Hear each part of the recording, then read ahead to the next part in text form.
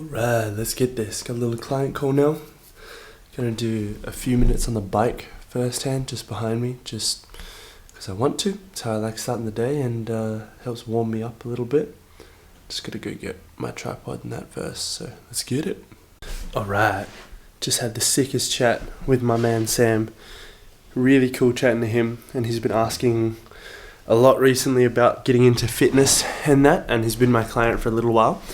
Just loves what we do, the way we do it, and obviously the work side of things. He's interested in that, like the lifestyle as well as the impact, and like really getting into that. We had a chat with him the other night about like just asking why he wanted to do it and that, because he wanted to ask more questions, and it seems like his head's in the right place, so that's exciting. And he was asking me this morning about, I'm trying to summarize this before we got a meeting in like, I gotta go up in like 9 minutes. So, yeah, but it was great chatting to him, and he was asking about like, any kind of mentorship and that he could do with me. But obviously things are tight financially a bit for him right now. So I'm thinking of doing something like what Yana's doing with one of her drop shipping or like her business mentoring things, which is kind of like, because she's looking to develop and learn this thing anyway. So I'm looking at,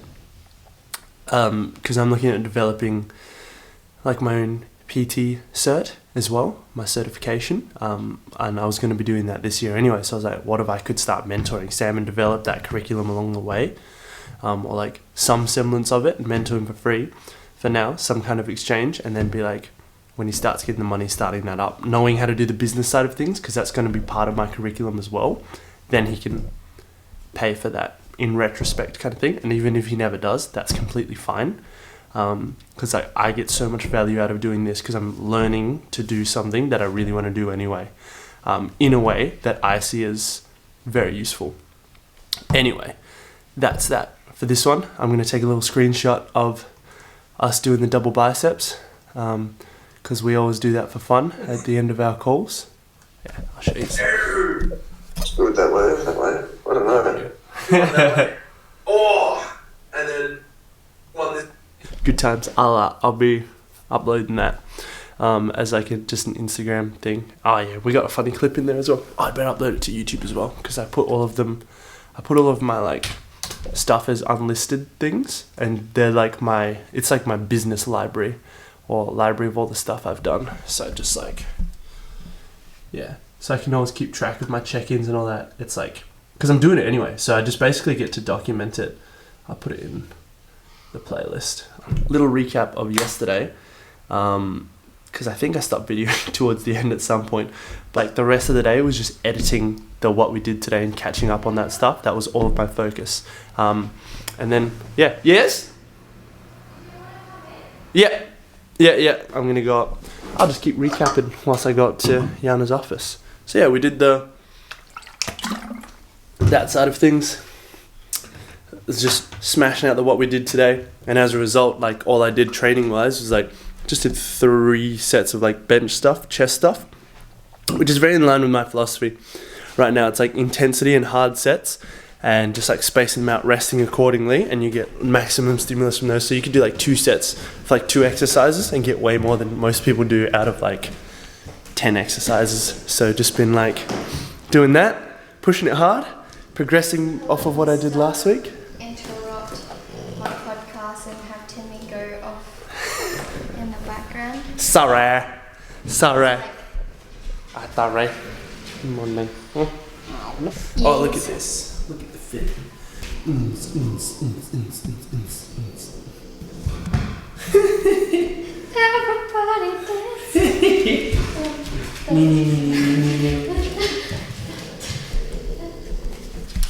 Good morning. Good morning, doctor. Good morning.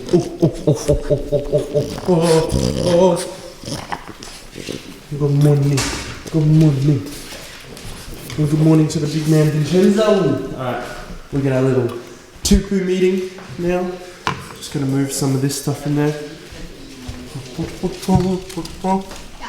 Yeah. I'm gonna go knock on her mum's door and wake him up.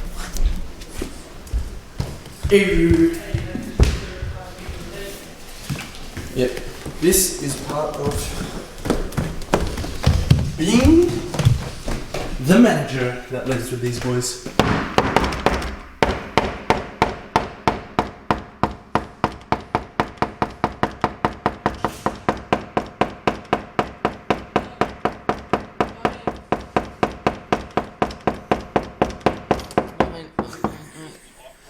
You're late, bro.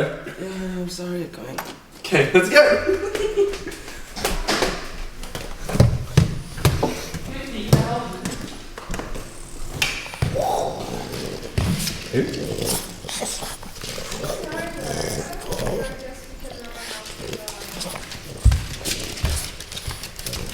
Go. We've got a meeting to attend, boys.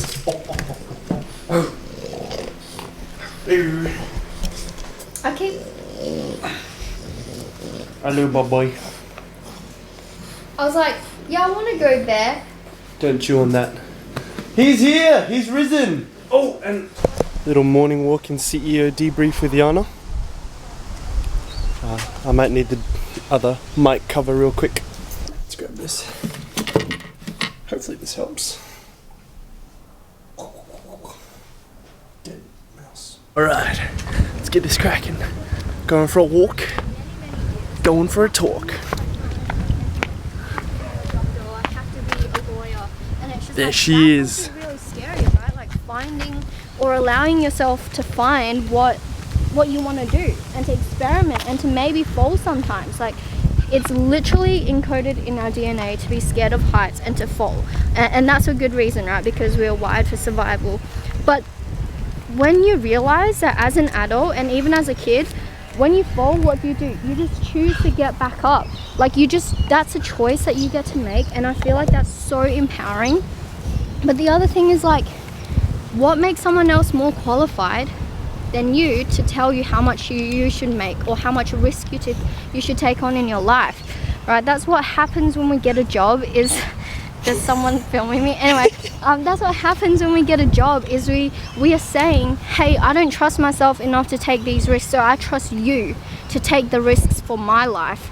And that's what getting paid a wage essentially means. So this is my take on fear. I go a lot more into it in my podcast, and as my thoughts on this drop in more, I will share more. But yeah, this is like kind of what I wanted to speak to on fear. I know there's a lot of like collective fear right now, and I think that is because of maybe how the world economic status is and all of that. I don't like to necessarily listen to the news, but I do use it as a way of, like, I guess keeping my finger on the pulse and to get like a sense of what everyone's feeling, because it does matter. We are in the people business, well, at least I'm in the people business, and I care about how people are feeling, what people are thinking, what people are experiencing. So yeah, like there is fear, but that fear isn't always like bad, you know. It's kind of like, and I put this analogy this morning, it's kind of like how people are buying and the selling behavior of, like, as a result are changing right now. And so what we're experiencing is like this kind of wobble. It's almost like a child who is learning to walk, like, and you know, they're really, really wobbly, and yeah, sometimes they might fall, but they're going to get back up because they're so determined to learn how to walk. And we just have to learn how to hold that wobble, hold that like sort of waver, and just trust that even if we fall, we've got our own backs, we can get back up, and that yeah, not every wobble will also mean that we fall. So it's just like, yeah, let's just ground back into trusting ourselves and just know that, you know, everything is a choice that we can make, and everything happens for us. And like, if we can just, I don't know, trust ourselves and like not play into the fear. And this is why who you surround yourself with is important. Like, not play into the fear so much, because like it's going to happen anyway. Whatever the governments decide, whatever the financial situation does, like, it's out of our control. But what we control is how we take charge of that situation, what we do about it. Like, what moves are you going to make in your business? What moves are you going to make in your life? What moves are you going to make for your long-term future, so that these wobbles in our external environment don't affect us internally, and we are so stable in what we know we're meant to do. And if you don't know that yet, that's also perfectly fine, but still staying the path and allowing yourself to discover and not be shaken by the wobble and go, oh, I need to go back to my job because there's like this wobble right now and I'm feeling like unstable. Like, no, just give yourself space, stay the course, and just trust that everything will work out for you in the end. Yeah, that was so like inspirational. I'm getting out of breath from like how riled up I am. Yo, big words. Big times. Let's go. Yeah. Tell you about Sam. Alright, so basically we were talking about just life. Yeah. And how he's going with everything. And one of the things that has come up a few times is just coaching and like him wanting to do that. And obviously we talked to him the other night about it coming from the right place. Yeah. So I just had a couple of ideas, and you can watch back the video and see what you think of what he was saying. But he was asking about getting mentored because he wants to get out of this situation as well, but he's also asked at the gym that he goes to, and they're currently looking for a PT, so he's like, he's looking to get more into PT or coaching, kind of like what we do. Yeah. And you know, obviously he said finances are a bit tight as they get when in life sometimes, because of shifts at work and that, and he really doesn't want to be working in that workplace. So it was kind of like just he's asked, he wants to do like a PT cert and all that potentially and do what we do. I was like, my thoughts on it are that you don't really need the cert, and that that's really for insurance and that kind of thing. Go to the gym. Yeah. I'm like, it's necessary to be a personal trainer, but to do what we do, it's not essential. Like, it can help, but it's really just a qualification to get insurance. Like, you don't learn enough to actually be able to help people to that full capacity.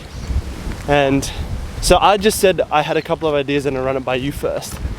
But I was thinking of doing what you did with one of your business clients, where you like mentor him. Basically, I'd mentor him for free in both the what do you call it, the PT knowledge, like the actual coaching knowledge, as well as the business knowledge for now, and then have it as like a 10-15k thing, and then as he makes that money he can pay that back. But regardless, it'll help me start making the curriculum that I want to make anyway, and the certification that I want to make, and he's kind of like a tester for that. So get to do that. I'll document everything. We'll do like separate sessions and that for it to chat and go in depth, and then I can teach the coaching and the business side of things and kind of like make the certification like exactly what we were planning to do this year. But start that with Sam now, and I think I've got the perfect amount of time to do it, and I'm really passionate about that, obviously really interested in doing it. And we'd already talked to Jacob about like, that's one of the next moves this year. So I was thinking of doing that either completely for free, I guess that was one of the ideas, or like he pays it as he goes kind of thing, like what you were doing with your business mentoring person. And it's like, regardless, if he doesn't pay that, then that's fine, because I'm getting so much out of that as well. But yeah, what are your thoughts on that? Well, I'd actually want to know about his commitment level, and for that, like for example, because I know he's in a tough situation, is this just like a fight or flight response, you know? And like, because it's kind of just reminds me of Wani's situation. Like, what if he doesn't want it? I think it's hard to do that when they haven't already made strides in what they want to do. To like, hey, pay me back as you make money. But the certification, I think that makes sense. To pay me back as you make the money.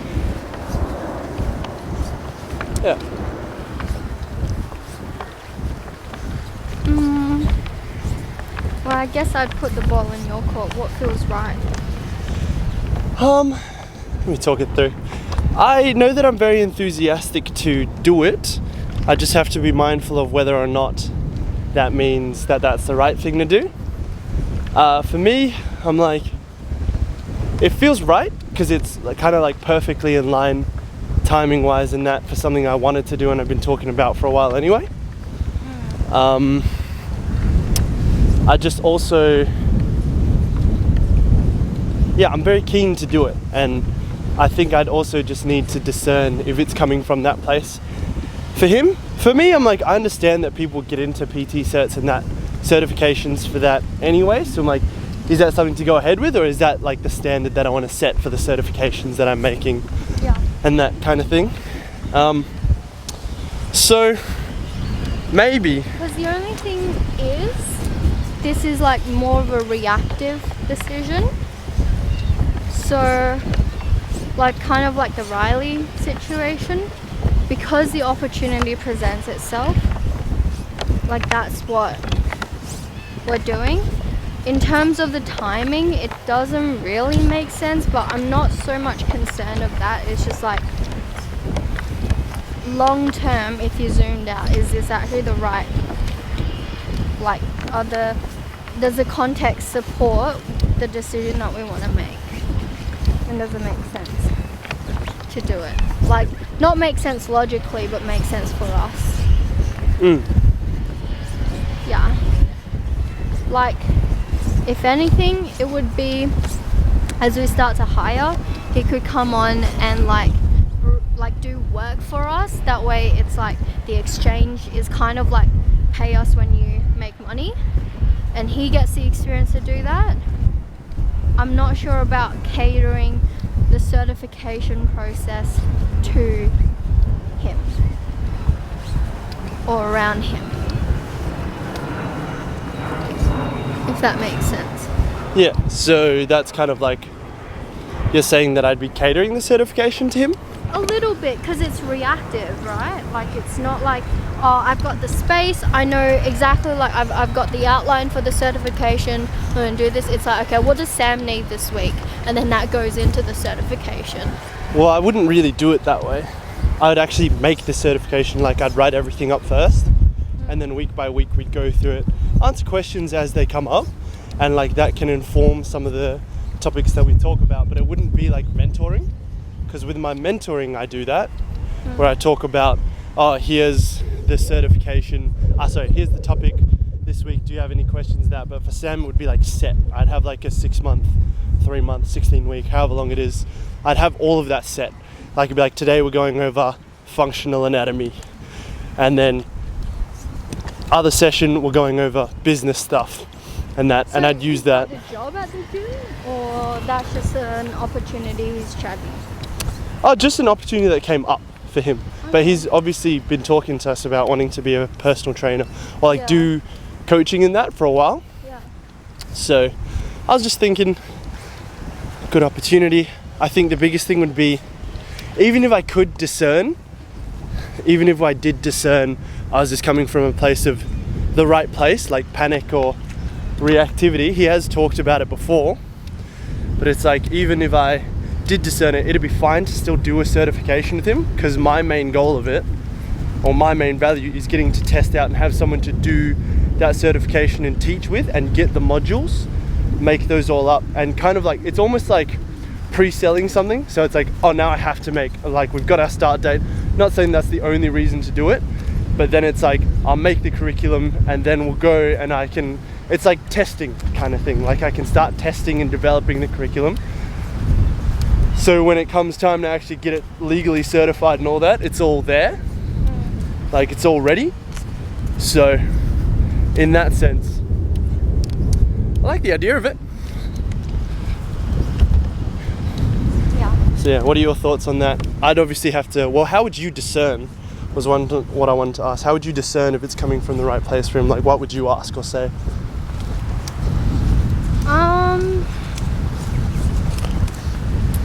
Like, why now? And just like, if it weren't us, what would he do? Right. And I'd actually get him to take action on something first before I went ahead with that. Because you making the certification can be independent to him being the trial run. Yeah. But for me, it's like, if it was a PT that was like, hey, I've got these clients and I just want to be like better at what I do, and I already have some sort of a career behind me, mentor me, take me through the certifications, that would be different. Different in the right way? Yeah, because they've already experienced the business to know that they will commit or more likely commit for the next 6 months. Yeah.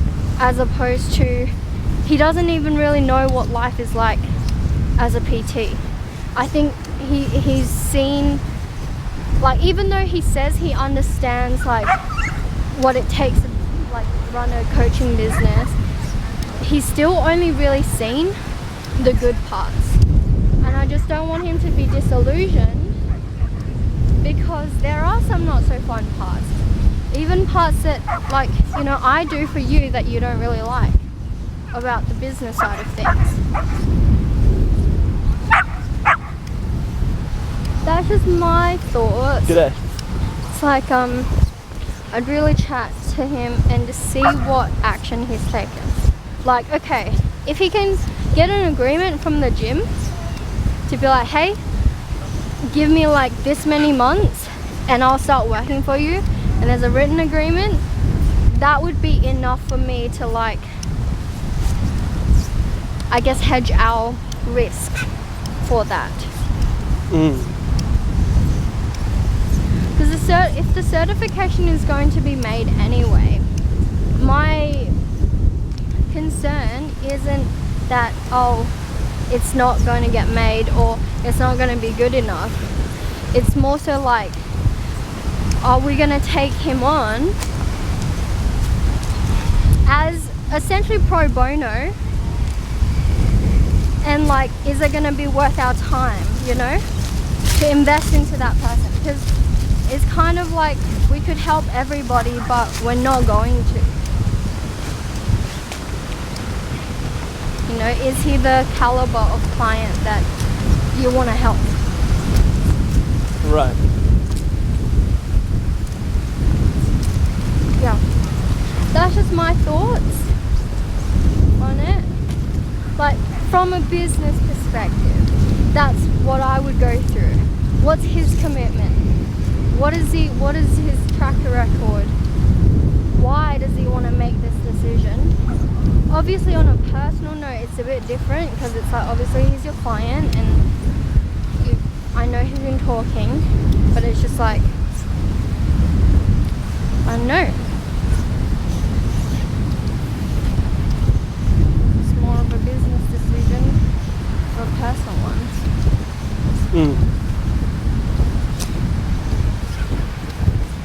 Because also, I did say the other night, I don't know if we'd work with him. As in, like, have him as one of our coaches? Like, work with him in general. Yeah. Yeah.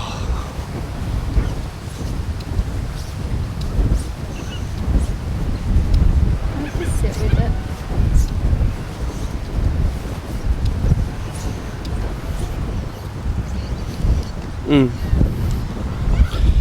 I do think some of the criteria you're outlining, like having started a business, that sounds like what we do for our mentorships though.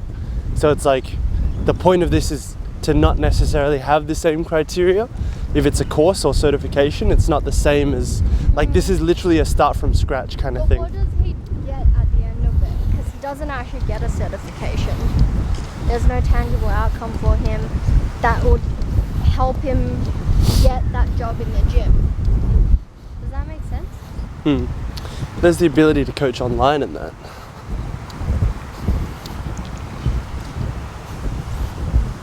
Is that what he wants to do? Yeah.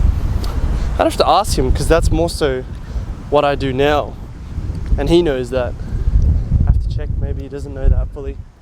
But yeah.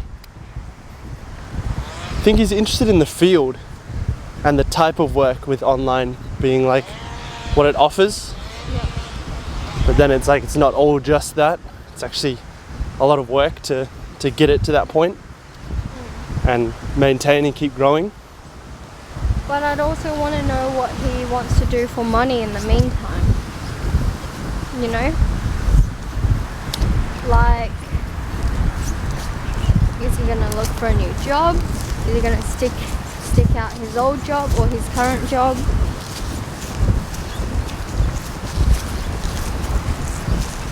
Because it could be a year, 2 years before he even starts making money.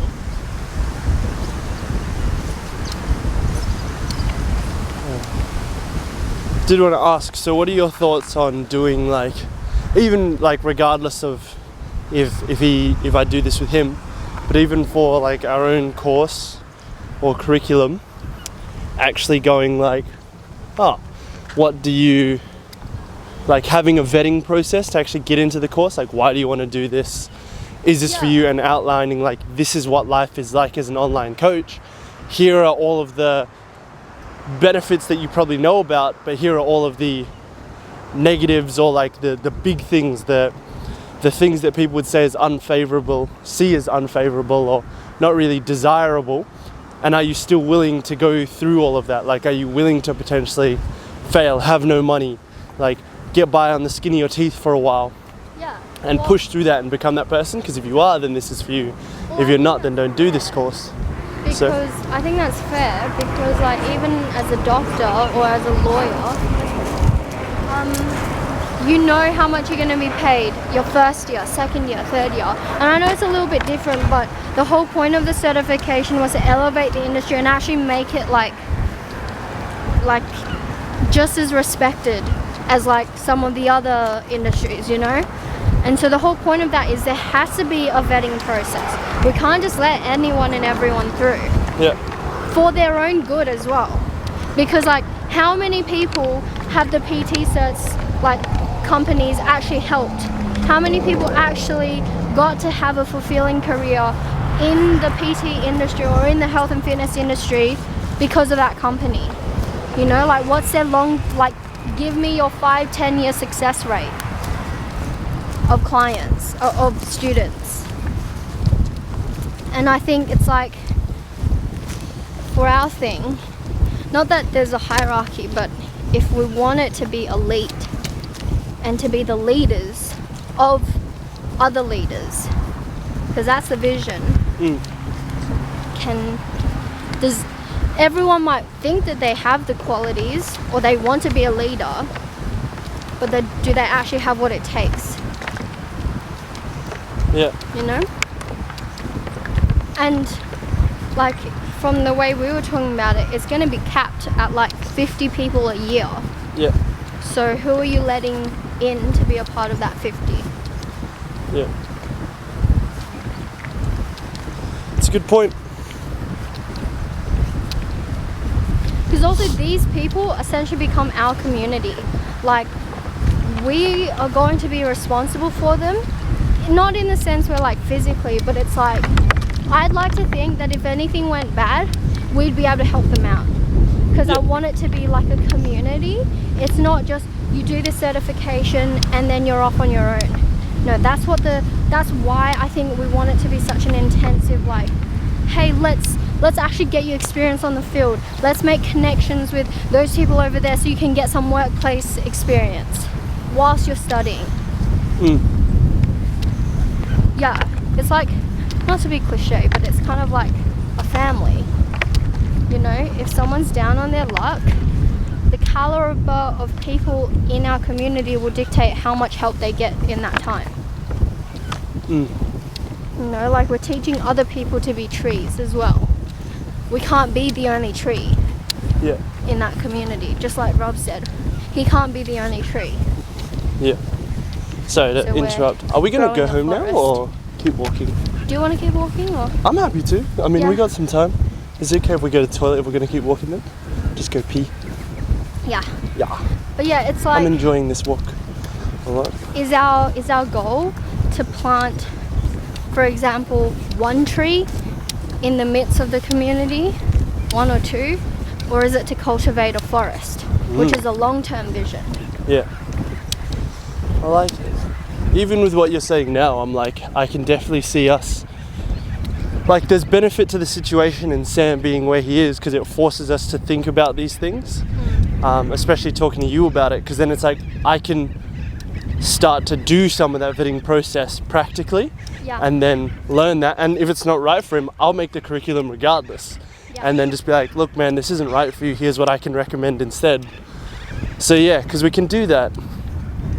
I think that would be good. And another thought I have is like, I do remember we've talked about this, but the price point for it being like 50k kind of thing for those people per year, because it's like, and I can just imagine people potentially questioning us on it, and that, because that's how I kind of think thoughts through in my head, is like in conversations with other people, them being like, oh, so you charge 50k for this, and just the initial thing having to be like, okay, are you actually wanting to discuss this, or have you already drawn your judgment about, oh, it's 50k, that's way too expensive for this kind of thing? Because if we can, and then going from there. But if we're willing to discuss it, then we can explain why. And it's exactly like what you said there.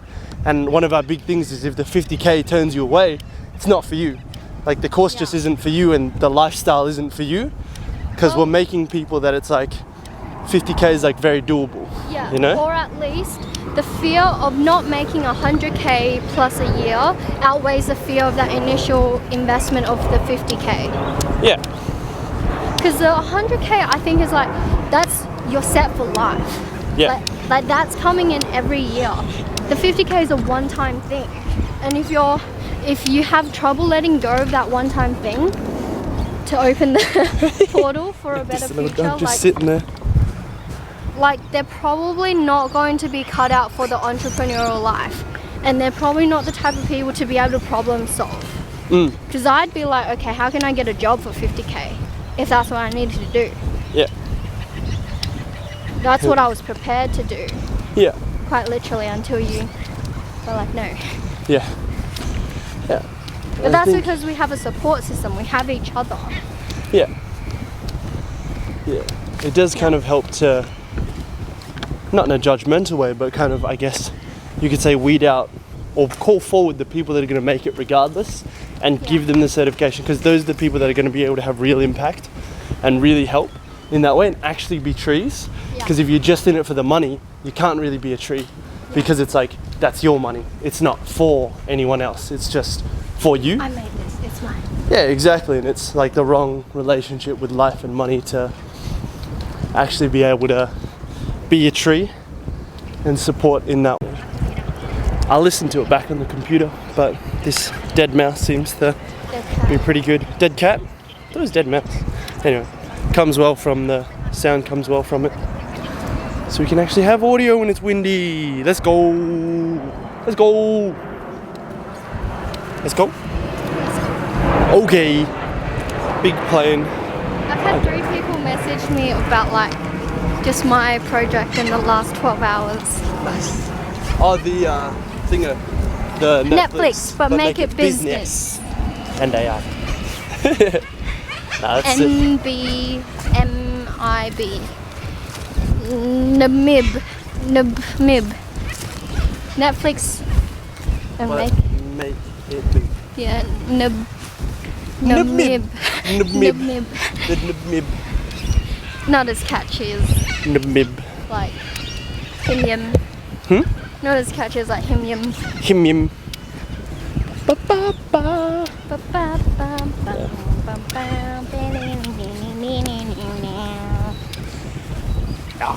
I think this is good. I'm glad that we have each other to bounce these ideas off of, because I know I can get very caught up in people and being like, oh yeah, exciting, opportunity, and then when you bring up things, I'm like, I don't think of that. I'm like, these are stupid questions. Like part of me gets so I'm like, these are stupid questions, or like I get a bit upset. I'm like, no, I want to do it, and then I'm like, no, I need to listen, because I'm like, this is good stuff. Like there's a good reason that we both have our strengths and that you're good at what you're doing, and it's a lot of that is discernment, and I know I struggle with that, so I'm like, I have to listen, otherwise I'm just going to end up making the same mistakes I've made before.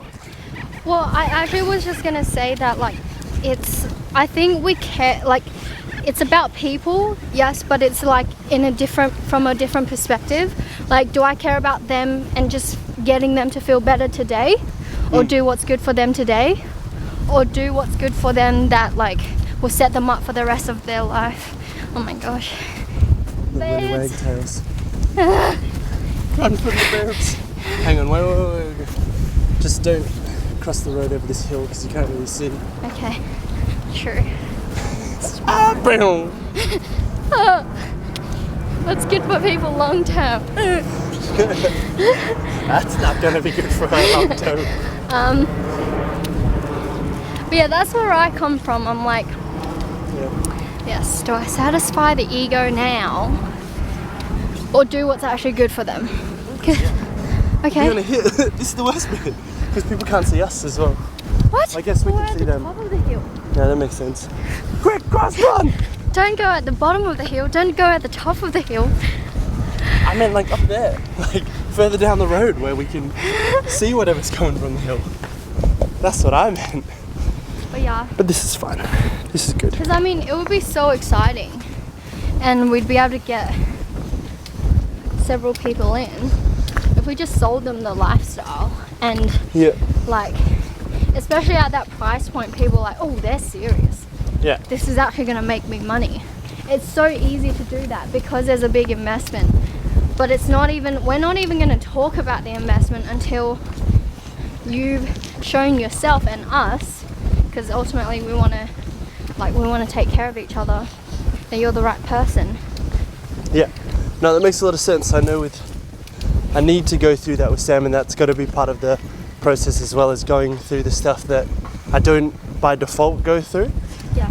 Like all of the consequences, or what's possible from this. It's funny, that's actually one of the things I was talking about with Sam today, was we were talking about failure and negativity and participation, where it's like he actually really hates the idea of participation awards and that. So I think he gets that side of things, but it's like you need to know that you can lose and there are consequences for failure and for not being enough, and that's fine. In competition, it's okay for someone to lose. It's okay for you to fail, and it's important to accept that and not just be like, oh yeah, you get a reward because you showed up. It's like, it's not enough to just show up, you have to actually perform and do your best. And I think it's the same for for business and that. And it's like with the Tuku boys, like, yeah. Okay, you're doing a good job on Windows. Do you want to clap, like, for doing your job? Yeah. Yeah, it's not enough just to show up. Like, you can wake up every day and be like, oh yeah, I run a business, but it's not, if you don't actually do anything about that, you don't show up and do something with that, actually give your best every single chance you get, then it's like you're not going to move forward with things. And that's a lot of what we talked about with them, is like they have to do something to move the business forward every day. And this is, I guess I didn't really say it in yesterday's one, but I'll just say it now, kind of recap of yesterday. During that big meeting, one of the things that became very evident to me is they don't do well when things are optional, those boys, because they're young, 16, 17, I get it, they don't really have that, they don't know. But this is like where, I guess, the martial arts side of things, that mentality of like, this is not optional. This is mandatory for you to do these tasks and report to me by a set time every day. It's not, oh, if I feel like it, because as soon as we put that on them, they just don't do it. And something I did tell them as well, obviously you were there last night, was if you had employees that aren't doing something that you've set for them to do, or like what you've been like, oh, you can do this and this is like, this will be really good, especially as a CEO.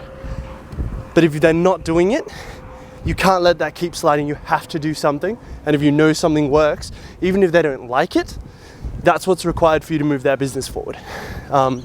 And then obviously if they don't like it, then they might not be the right person for that role.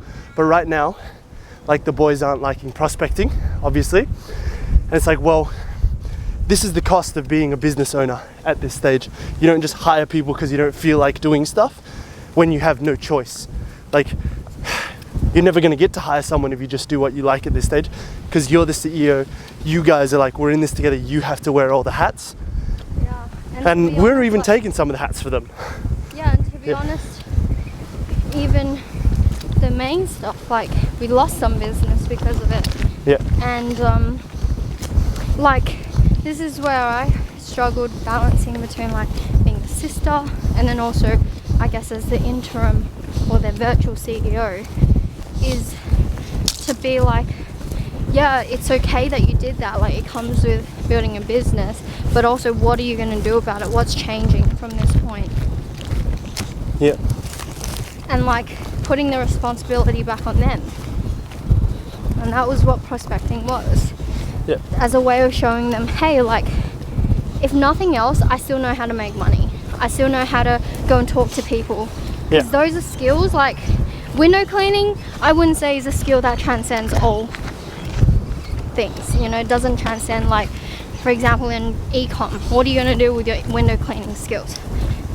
What I care about is your customer service. How do you handle unhappy customers? How do you talk to new people that you haven't, but like present yourself in an honest but also favorable light? You know, like if you're going to, it's just like knowing what context you're speaking to certain things, because you wouldn't go to a doctor and start telling them about your toothache. So it's not just like, it's not that you're not being transparent or you're trying to paint yourself in a different way. You're just knowing what people care about and when to talk about the things that they care about instead of just making it about yourself. Like you're not the center of the thing. But yeah, that was a tangent. It's just like to get them to know that they've got the power at the end of the day. And I feel that's empowering. I think so too. It's one of those things where it's like having that power has that responsibility. It's actually a choice. So in order to have the power to actually do something, You also have to have the responsibility. yeah, you have to have the responsibility. But that means like to be able to choose to be successful and make life whatever you want it. You also have to have the option to choose Not to fail. Yeah. And to not make it and not be able to live life that way. So that's a big part of that, and something to really chat about with people, make them aware of that. Anyway, battery's about to die. Bam. Energy drinking that. I better chuck this out. About to have a chat with a current client whose circumstances that he messaged me and he can't afford this month's payment, and like he's a mate of mine as well, and he was potentially doing some business with Yana, but it just wasn't really for him. He kept like searching, jumping to try and get jobs, and then eventually just decided I don't want to run my own business. So Yana's running that side of things herself, e-com. So it is what it is. Like it's just not for everyone. There's no judgment. It's like that's fine, man. Like you do whatever you want. We're here for you. We're still mates regardless, but it does mean that he's been without a job and not made that money and invested money into that business without seeing that return that you would have seen if you stuck it through. So it just means circumstance-wise like that. So Yana and I were just talking about how we'd like to go about it because Yana's not sitting in for this one. So it'll be like, just when this kind of thing happens, when people are like, oh, I can't afford that, because part of when I sign people up is I genuinely mean it when I'm like, oh, if something comes up financially, let me know, because I don't want that to be what stands in the way of you getting what you need. And obviously we have to do what we have to do to protect the business from our side and like still run and keep ourselves covered. But I think it's also like I do mean it when I say it's important for them to be able to communicate with me if something's going on financially, and just genuinely understand the situation is what I'm going to do first and foremost. This is what I do with anything, any questions, any queries, any negatives or things that clients come up, is understand where they're coming from first and foremost, acknowledge how they're feeling, be like, that's completely valid, that's fine, and impart no shame or judgment, just be genuinely there for them so they have that safety to be able to open up to you. And then also just be able to navigate that with them and like guide them to delving deeper, understanding where they're coming from, and then being like, okay, then it comes back to you to be like asking permission to be like, you are asking permission to find a resolution where it's like either you present what you think or you guide them through that to get a resolution from what they think is best, because they know their circumstance really well, whilst also you upholding your boundaries, and that side of thing. That's the approach we've been using for a while and modifying, getting on, and I think it's going pretty well so far. So yeah, I'm gonna quickly go use the toilet actually, yeah, and then get this day started. I don't think I've eaten anything yet, so I should probably do that. I'll get some shopping that after. So I've got that. I'm gonna use this as like what we were talking about on the walk just then. That's gonna be the recap from yesterday, so I'm not gonna film a recap from yesterday. It'll all just spill over, because that's how it happens day to day. You don't always recap at the end of the day. And that's fine. Yeah, I just spent a lot of time doing all the videos yesterday, and then Yana and I were just chatting and figuring out some stuff. Had some noodles for dinner. And that was it. Like, it was pretty chill. It was just a lot of getting stuff done, and that's what it is sometimes. Just get stuff done, do 3 sets of an exercise, but like 3 really effective sets, which is funny because sometimes like that is more effective than what some people can get done in like 30 sets, because of the intensity. So that's something I'm very big on. My training philosophy is very intensity driven, and in order to drive the right intensity for muscle growth, then you have to have long enough rest periods. So for me, it's like 10 minutes, 20 minutes whilst I'm doing work, because then that fits within my life. I can't just, it doesn't work that well for me to do one big session altogether, because I get too tired for the rest of the day. So yeah, that's it. I think I already talked about how I did some striking and would have put that on. But yeah, gonna go use the toilet real quick, and I'm excited. Got this call now, and then in an hour after that, I have a prospect interview with someone else. So I'm very excited. I love doing this prospect interview stuff. And when we talked to the boys in their meeting today at 8, it was like, we're getting them to do prospect interviews. So it was very much like, one of the things I had to set for them yesterday is like, that's mandatory for them to report and do that and run through the trainings and that together. Because otherwise it just doesn't really get done, like we were talking about before. And that's fine. Like, that's my responsibility to be like, oh, if they haven't got it done, that's on me. Like, I've not put something in place or have given too much slack in one area when they're not capable of doing it yet. And so it'll be good to see how this goes. I think more stuff gets done when I'm on them, as much as they don't like it. But, you know, that's the responsibility of the leader sometimes. And yeah, so hopefully they can see that. Not claiming to be perfect, but I'm just trying to lead as best as I can. And they can see that to help them lead other people. Yeah, should be good. I'm glad I woke up at 6 today. I feel like I've gotten so much done already. Yeah, and there's still a bunch of stuff to do, which I'm excited for. Bible study tonight, which is going to be wicked. I had a chat with my client, understand the situation he's in, and it's like a little bleak. I understand it's stressful as well, financially not great, and something we prefaced before getting into the programs is like, we do care about people first and foremost. That is our business model, if you will. I'll just open this. So for us, it's, yeah, people sign contracts and that, and we obviously have to do our part by way of keeping business up and doing things properly. But we believe that first and foremost, it is about understanding circumstance and just helping people, like doing what we need to do. And situation's a bit bleak right now. I hope he's open for some jobs and that, and like he and I have talked about that he doesn't really have many friends down this way, and I genuinely we're mates. I've become mates with a lot of the people in the program. I also just know when there's a time to step it up and be in that coaching role. And right now it's just like, from everything we were chatting about, I'm like, look, financially we'll sort out what we need to sort out. I'll chat to Yana about it, but right now I think he just needs a mate. And that is something, I do mean it when I say that to people, like, always here for a chat and like to hang in that. So I suggested like if he wants to come to a sesh, so he's just coming over now whilst I've got like an hour before my next call, so he'll be over soon. And yeah, I'll have my call at 12. Maybe he'll stick around for a bit, and then we might just go hang out, get bubble tea with Yana, he and I, or maybe he'll just go home. But that should be good. Gonna train now. I'm excited to see him. It's been a while since I've seen him and since we train it. It's kind of perfect. Like the stuff that he'll need to do is like back day and some hamstring stuff, so that'll probably work out well for me. Yeah, so I'm gonna go do some of my arm stuff. I'm just uploading things right now and doing a bit of editing. Yeah, I might actually check the sound on some of these things before actually going, and I'll let Jano know that he's coming over. So yeah, I'm gonna do that real quick. I'll just train when he's here. Like, it's fine. I'll just do stuff in between, have chats and that. Here's hoping this isn't a bad idea.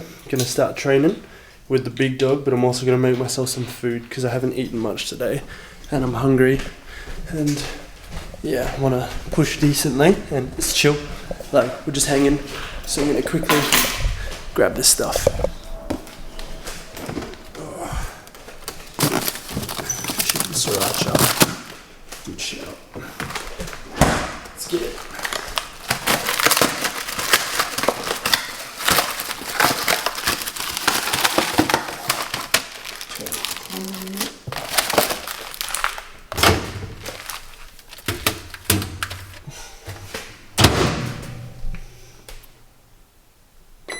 This is weird watching everything I do through here, but it's a good way of making sure I actually get everything in there.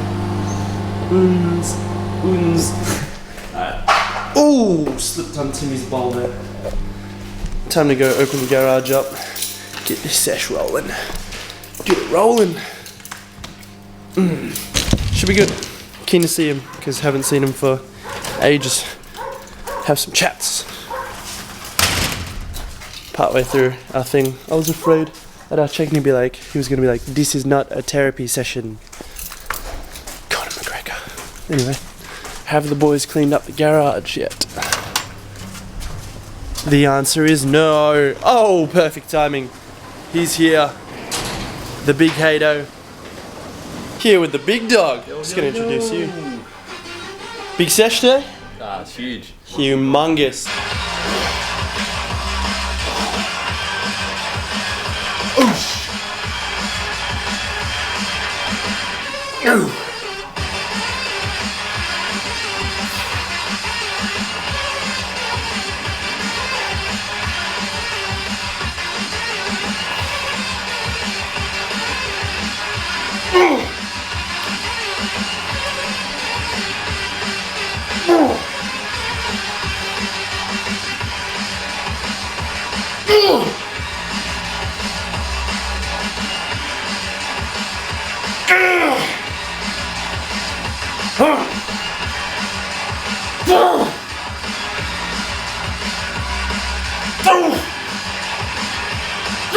End it.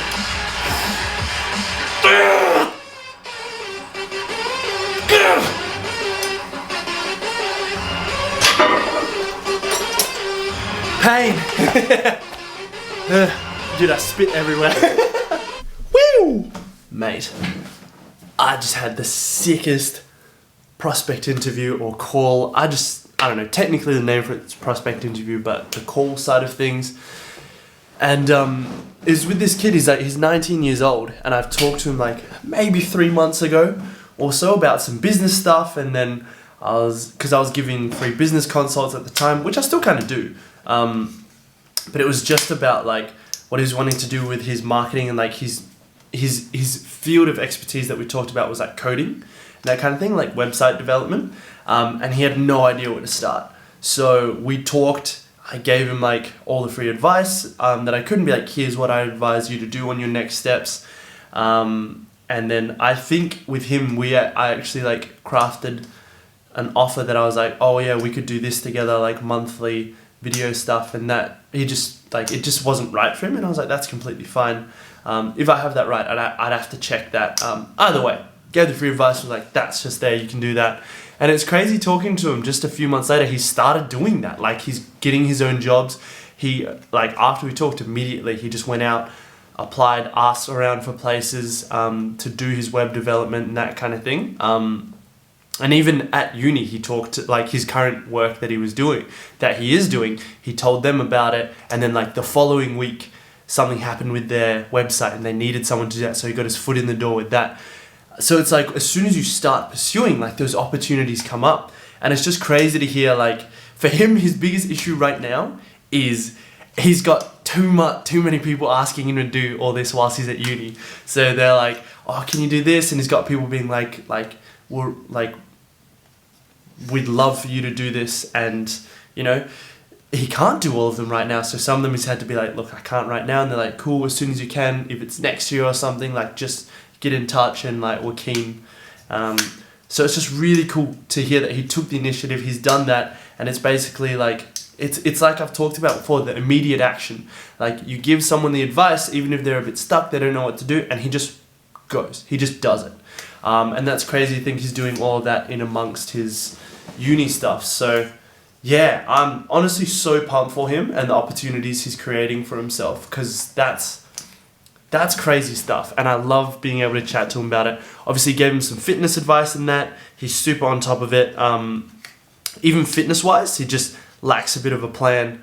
But that's honestly what gets me so pumped to be developing the program and the coaching that I'm developing right now, and doing these prospect interviews for it, is getting insight into the mind of people like this. Because a big reason that I want to work with entrepreneurs, like I think I've talked about in another video, is be surrounded with the right people both ways. So like for them, they get to have a coach who gets it, who understands, who's pushing and like lives that entrepreneur life. And then me, I also get to be with someone who's going after it, taking action. It's like stuff is done.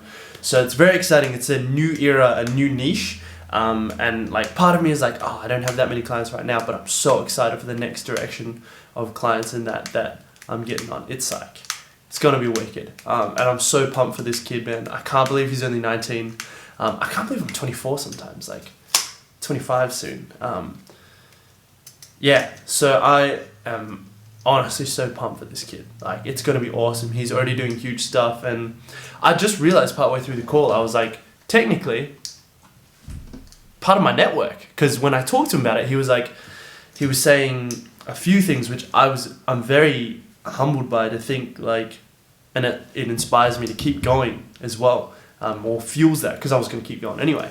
But it, like with posting and that, because he was like, my page is one of the most insightful pages that he follows, like the most useful business stuff that he's got on there, that I've got on there rather. And like the reason he wanted to do the call, when I asked him, why did you decide to respond to the poll, like what made you want to do that, and jump on the call, was like, because when we did the call a few months ago, that was one of the most insightful calls that he's ever had, is what he was saying.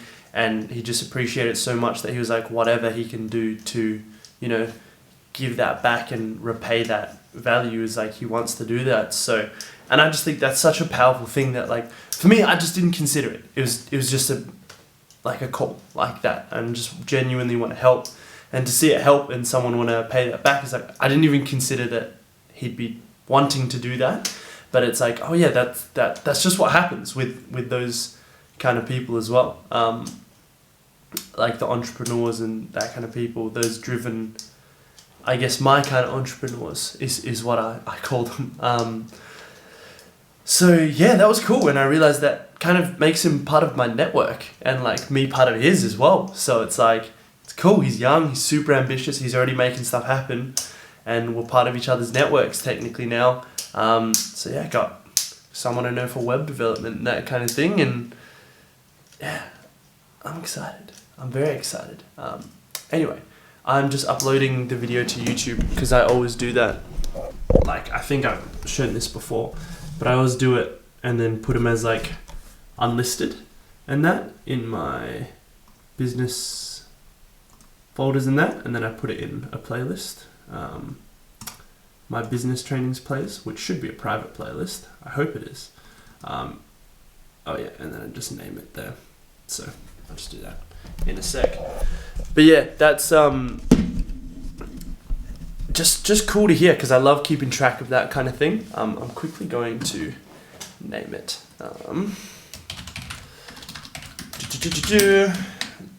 His name, and then I call it prospect interview. Yeah, so that was really cool to see him killing it, and he's so young too. Like, that blows my mind, bro. Blows my mind. Real cool dude. yeah, I'm just pumped to see whatever he does in life. That dude is going to go far if he so chooses to. That gives me so much energy. Hey, like those are the people that I want to be surrounded with, and oh man, I feel like there's so much I need to do still to keep helping people like that. It's just like, man, there's so much, but I'm so fired up to do it, and I've got to do some stuff for Yana and that as well now. So I'm gonna get back to it. Had a sick sesh with my man Hayden just then, and yeah, that's it. We're gonna go out and get some bubble tea and that. So let me just check. But yeah, gonna follow up on some potential leads as well. Just getting on it, bro. Let's go. Like, for example, being really technical, but what you have with your base of knowledge is just so good already, like that it helps 95% of people that are in your target audience, right? It's like your depth of knowledge can get you up to 20k months. If anything, you'll just like figure it out. But I think like what you have that not a lot of other coaches have is the ability to actually talk to the human and to get through to them. And this is like, well, especially evident with Jacob. There just wouldn't have been that kerfuffle for like the few weeks where there was just a lot of communication issues. Because I think you just get people and you know how to talk to them and coach them. That's the thing that like makes an impact, right? Like you think on your feet, and it's like that's not even a strategy. I don't really know, like people spend years and years studying that stuff, you know, like it for me it's a learned skill. Like it's me learning, okay, the science behind it, practicing the process, and then being like, okay, now this is my take. Whereas for you it's just so innate. Like you haven't taken any how to be a good coaching courses, you know what I mean?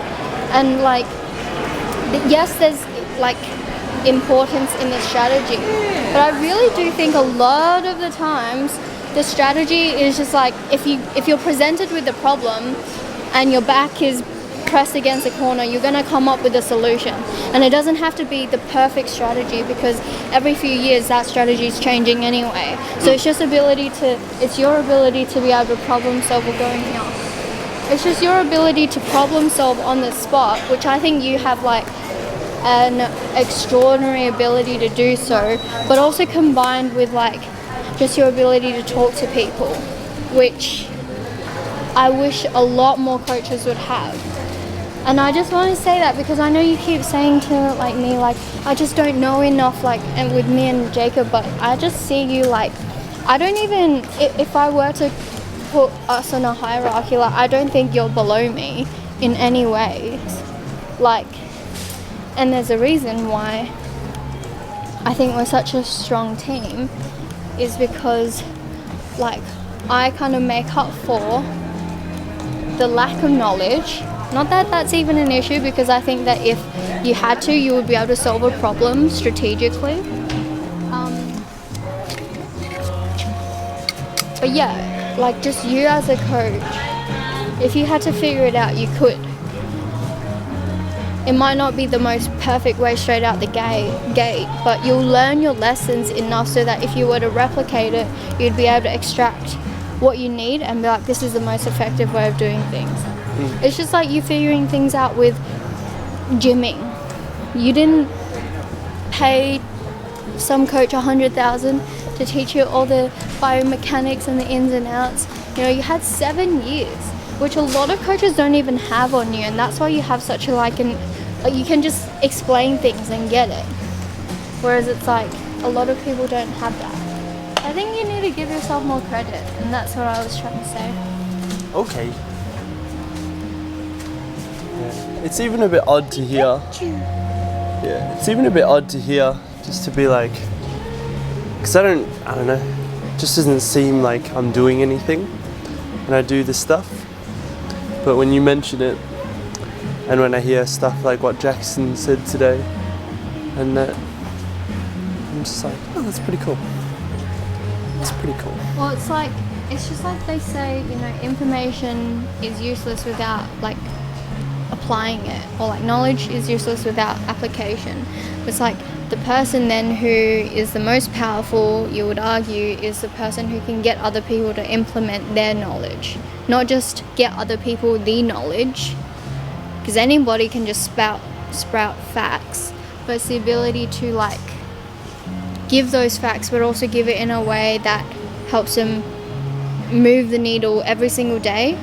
Even if you're not dumping everything that you know in one session, I don't actually think that's the mark of like the best teacher. It's like, okay, you gave a lesson, what was the result of that lesson? And so you might find yourself needing to repeat the same lesson 100 times if you're trying to give everything, rather than being like, this is a really specific knowledge for this one problem that we're solving right now, go away, do it, and then we'll tackle the next problem and the next problem. Whereas I naturally default to more like, here's everything you need to know, because that's how my brain works. But I realize that my brain probably doesn't work like a lot of, like if a lot of people had my brain, I actually believe they wouldn't get a lot of stuff done because there's just too many tabs open. But like that's why you should see my to-do list, because it helps me keep on top of things. Yeah, it's funny that our actual tab difference is pretty representative of that, because like I have like 2 tabs open. Tabs. Yeah, I don't need to sort my tabs like how you do. Yours is like you have tabs open and then like 4 different accounts with like 50 tabs open each, and then mine's just like 1 account, 2 tabs. At most it gets to like 8, and then I just close a bunch because I'm like, I don't need all of these.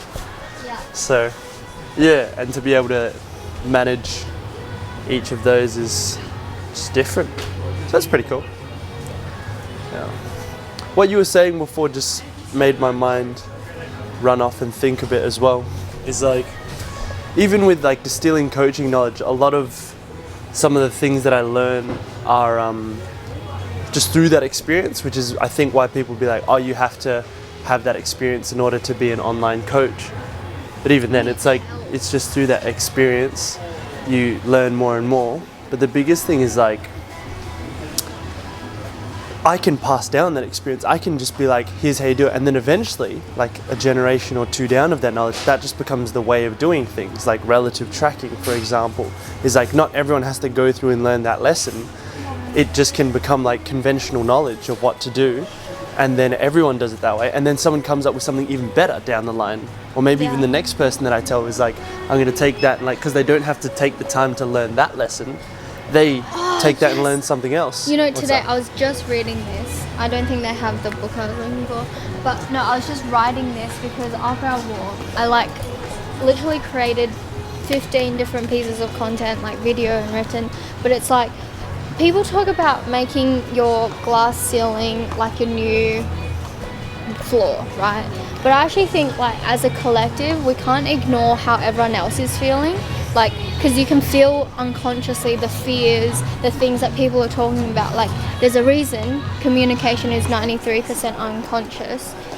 And so I think you can't just ignore the collective needs. And what I was saying is like, it's actually really, really hard for 99.9% of people to focus on getting to the next level if they know that everyone they love and majority of other people are on the level below them.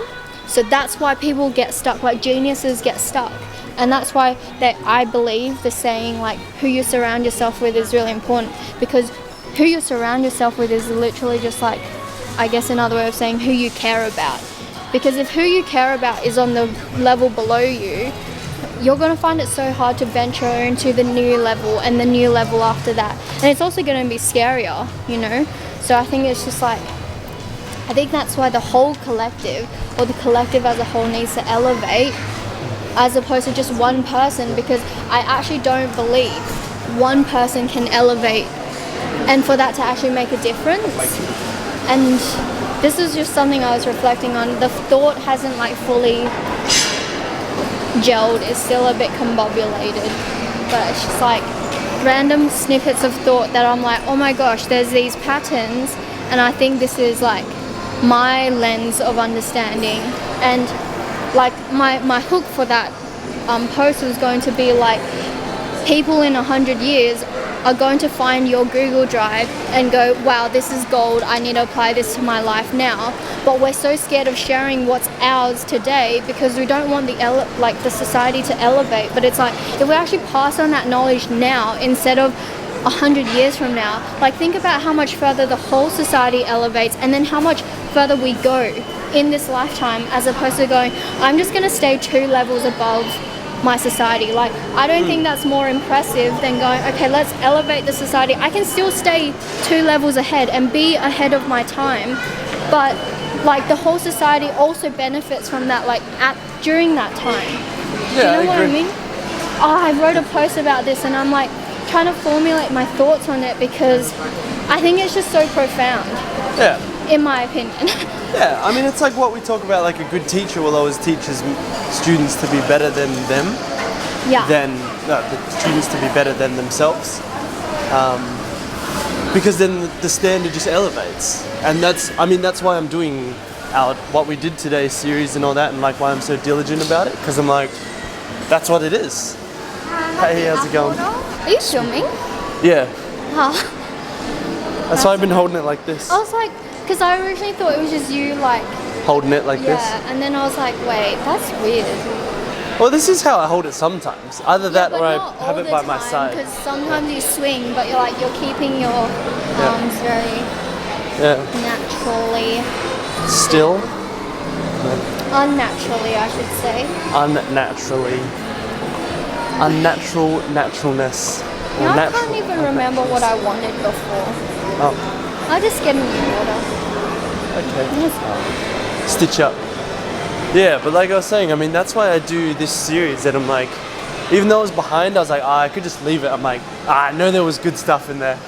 So it's like, I don't know, I feel like this is part of like, it's arduous and like, maybe the videos will have like 0 views for a year, 2 years, 3 years, however long it Or needs like to 2 be. years.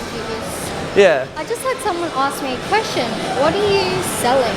And I was like, I'm not sure I get the question. I don't sell anything personally at the moment. Because I don't even know who this girl is, and I don't think I've put up anything. Nah, maybe they want to buy something from you. Or maybe are you taking it negatively straight away? Or Well, yes, because in my head, this is how it comes across, and I'm still trying to like work through it. But it's just like, oh, what are you actually selling? Because I've had people say that to me before. Like, what do you actually sell? how is that bad though? Because it was a context of what you're doing is a pyramid scheme. Right. I get that.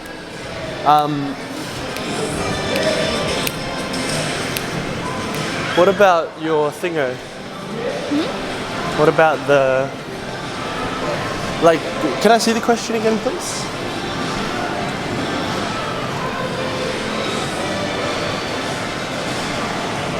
Huh, whack. I don't know. Why? What were you gonna say? I just wanted to see if maybe there were 2 question marks or something. I'm trying there to were, assume but there were. the most generous thing. Yeah. So yeah, just have to like.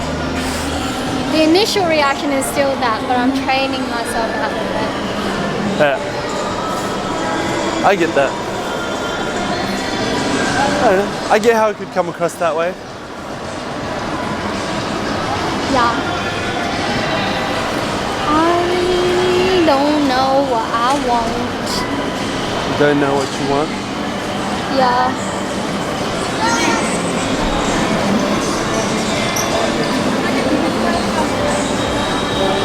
Pretty easy if like you just set stuff up, because I think you'd forget that you have the mic packs on, or like even the way because you just clip it on your collar and you'll forget pretty easily. Yeah. So it's like he can film from a bit of a distance or just walk around with us and catch the audio for what we're saying, you know? Because I mean, especially with the way phones are now, which is kind of why I wanted to do iPhones, is like he could hold it against his body or like slightly in front of him and 0.5 it, and then you could just follow us around, get that stuff. Or just stand back a little bit and get all that in there. Yeah. So yeah, well, that's a pretty clean mirror.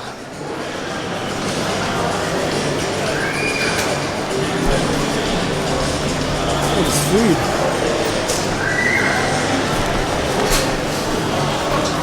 I think I said some good stuff. I think so. Sometimes you start speaking and I'm like, oh, I'm missing it. Right. Because I just like start listening by default. Yeah. Which is another reason I think it would be good to have Riley, because he'll just constantly be filming to the point of us forgetting that he'd be filming, you know? So it's a bit more natural. Whereas for me, like, when I'm filming, I know that I'm filming. And I will check back on the camera occasionally to check that it's in frame. And that it's close enough to you and it's still recording. Whereas if it was Riley, we wouldn't have to worry about it or think about it, or someone. Yeah. Yeah, sure. I'm just feeling self-conscious because I didn't put a bra on, but that's fine. That's So- fine. Farted. Sound wet. It was a bit wet. It almost felt like I didn't fart. So, I don't know if that's a good sign or not. What, just get one big bottle? Yeah.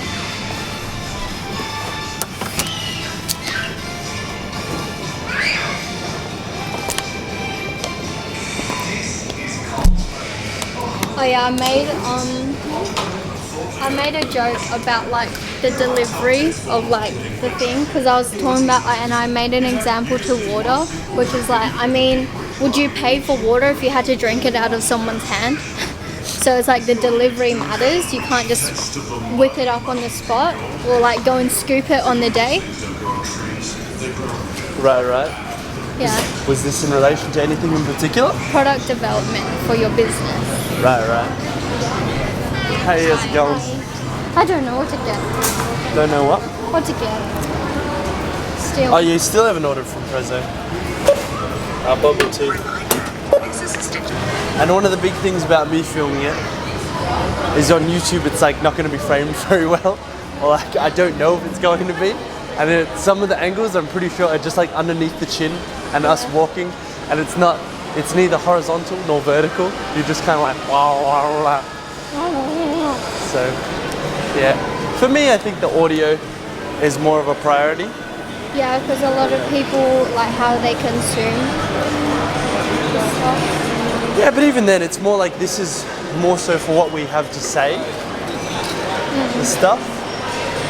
But yeah, it's like you can see us looking in that and like what we look like, but I think it's more so what we have to speak.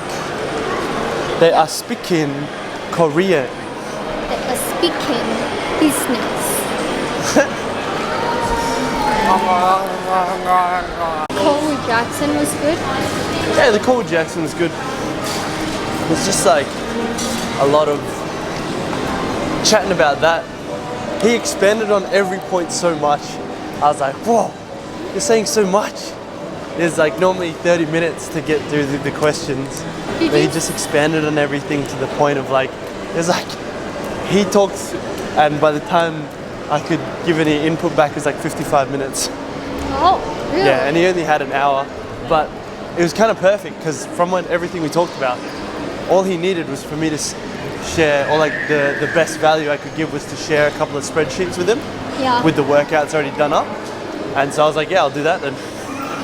Cool. Yeah. Did he did you see Jacob's response in Slack? No, I haven't opened Slack yet today. What did he say? You'll see. Was it good? Was it bad? You'll see. I'm gonna look now then. Yeah. Why I gotta look now? Where's my Slack? Wait, where is Slack? There. Oh yeah. Dims. Oh. Hey Kaey-Lib. Really enjoyed watching you do your thing. Here's my feedback. Felt like an interview, so no, for this it's correct, but with a sales call you will need to dive into his answers more. Was this the Nev one? Or the... Probably the on-drip one. Oh yeah. Yeah, sales call's different for me though. Yeah. Yeah. Sales call, there's normally a lot more of that. But I mean, I could even dig in deeper for this stuff. I'll take that on. Every time you ask a question, the prospect will answer. Your response to the answer should dive into the physical, mental, and physiological side of it. That's fair. For example, you asked if his steps are still a focus and if he's still hitting his previous targets. He replied, I'm not doing it anymore. You asked what's stopping you. He answered absolutely nothing. You went another direction. You should have highlighted to him, oh, I see. So you might feel like accountability is a big part for you. Do you find that you often uphold commitments to others more than commitments to yourself? Those are good points. That's interesting because for me that's not natural to ask that, but I'm like, hey, I'm open to, there are heaps of things I can do better. We jump from question back to questions a little bit. This is horrible in itself. I'm pretty sure that's supposed to be this isn't, but maybe it is horrible. Just me don't have. So direct. For a guy that doesn't like confrontation, that's so confrontational. Yeah, that's alright though. This is horrible. Yeah. But it shows to me that you don't have a fully built understanding of why you're asking the questions. That's fair. When you are asking a question, you need to already know why you're asking it, and you don't move on until you get to the bottom of why you asked it. Lastly, you miss some opportunities in diving into relational points. He mentioned he spends a lot of time thinking about systems in his business. I would have said, do you feel like having similar systems for your health would be impactful? Ah, that's good. I never even thought of that. In all fairness, you get closer to covering this later in the call, but it missed the mark a little bit. That's fair. I've got one more point called question, answer, statement, question. Aren't you going to order your thing? I'm going to try it. Okay, you want to sit down here? You want to get nachos? Okay. Oh, you're not gonna, you want to do that here whilst I do this? I will touch on this on the call. Alright, I'll be back. Yana. Okay. Submarket.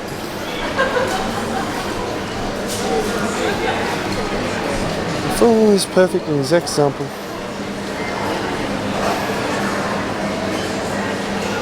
Hey mate, thanks very much for all of the feedback. Love the depth and simplicity of what you had to say. Very keen to understand better, learn from this and apply it straight away.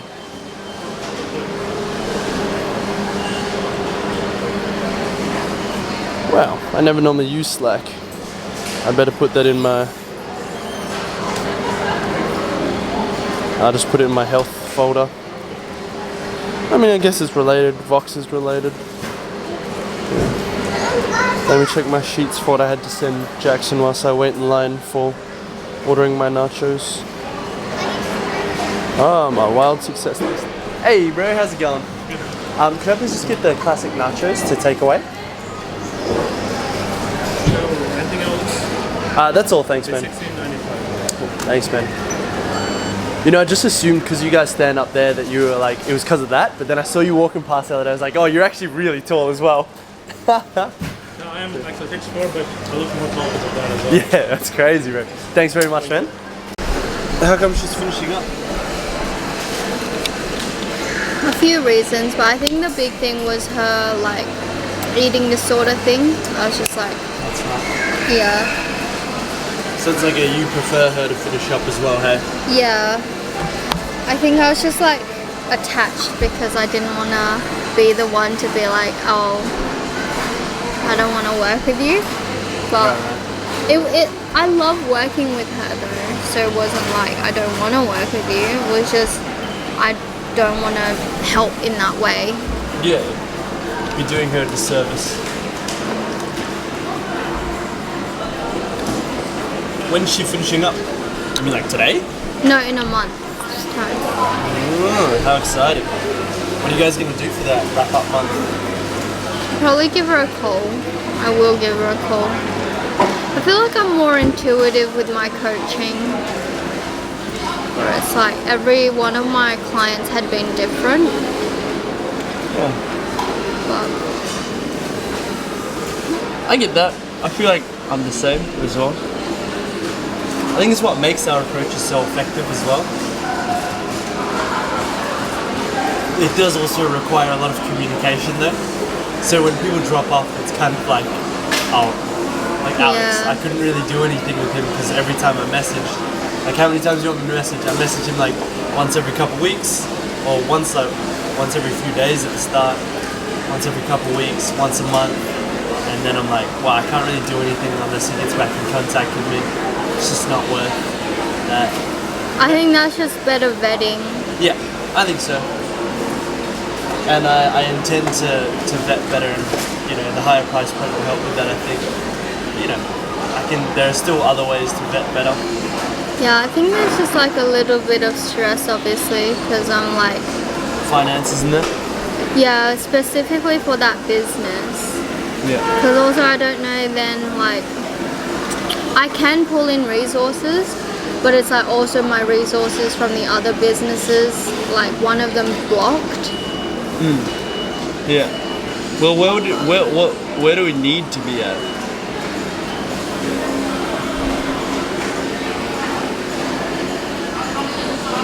Because I did see the last one was like 500. But that's because I think a lot of people are on fortnightly or monthly, like Yeah. it fluctuates. Yeah. Let me think. Like, I'm not stressed about it. I know it's going to be fine.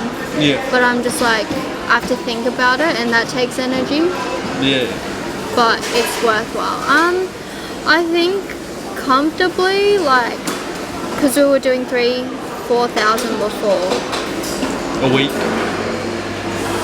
TKP was? Yeah. Forgot.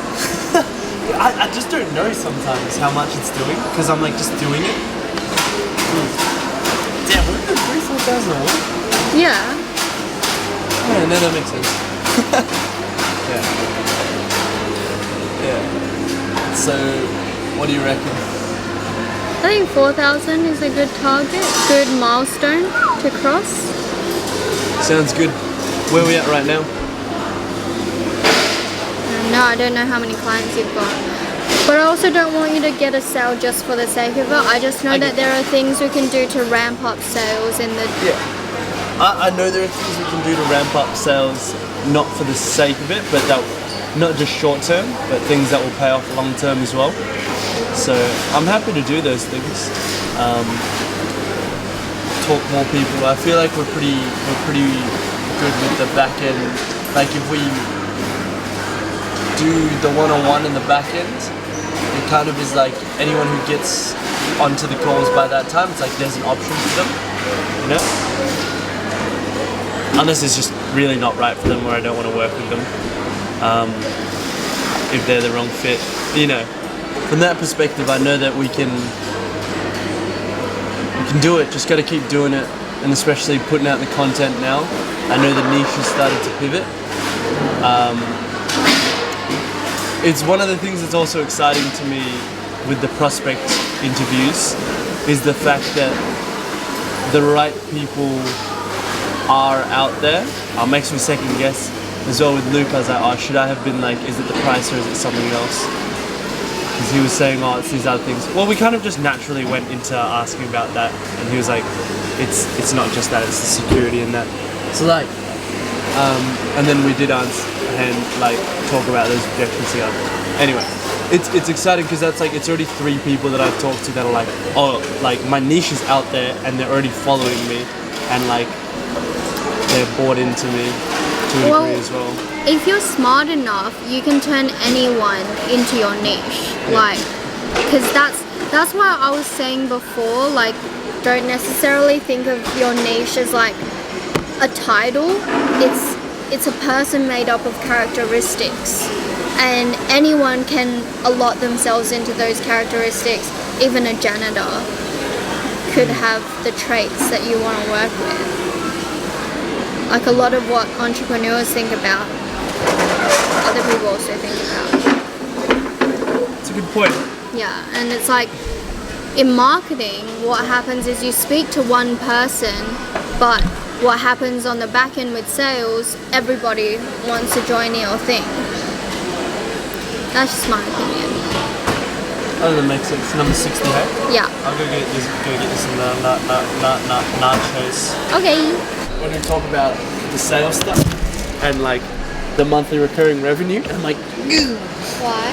I've let that drop a fair bit from like 3,000 to 4,000 a month to whatever week? it's at now. A week, yeah. To now it's probably at like 3,000 to 4,000 a month, maybe. But all businesses go through that, and we I get that. agreed, like end of last year, that there would be a pivot. Yeah, It's just I feel like also, I know it's intentional.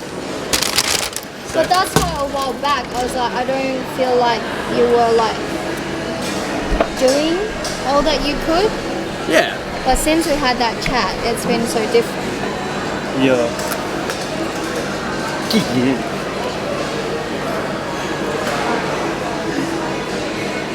It is what it is. I just know that, like,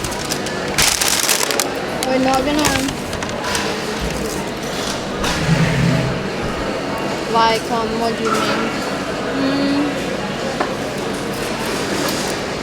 Money's not a struggle, because we're in the business of printing money, pretty much. I think what's more important is like, I know what we're doing is the right thing. It's just the stage before it gets fun is a sludge, and sometimes I just need to be that person to be like, hey, pick up the pace. Because you can get bogged down in the mud, or you can just try and get through it, and like, it's a bit tiring, it's a bit of a grind, but then it becomes so much more easeful when you hit that, like, when you get through the other side. And that was the pivot, like that's what it is. I know it's part of business. Actually, yeah, in saying that, I don't feel any like stress. I'm not like worried about money. Like our rent's paid for, our food's paid for, our mortgage is paid for, everything else is just overflow. Like, and that's from money that I don't even see come in and out of our account, you know, because that's just automated in the background. Pretty good. Our bills are paid for. Yeah. I think that was a big thing. That was a really smart move on my part to automate bills, because then I don't even see it. It's just paid. I don't get the bills. I just get the receipts. I don't even have to open the emails. Did it before Gary Vee even told you to. Yeah, I know. And then I saw Gary Vee say it, and I was like, this guy stole my idea. Him. But that's what I'm saying. Like, a lot of the things that took guys years and years to figure out, I'm just like, oh. Like with Russell Brunson, I'm just like, oh, okay. But, yeah.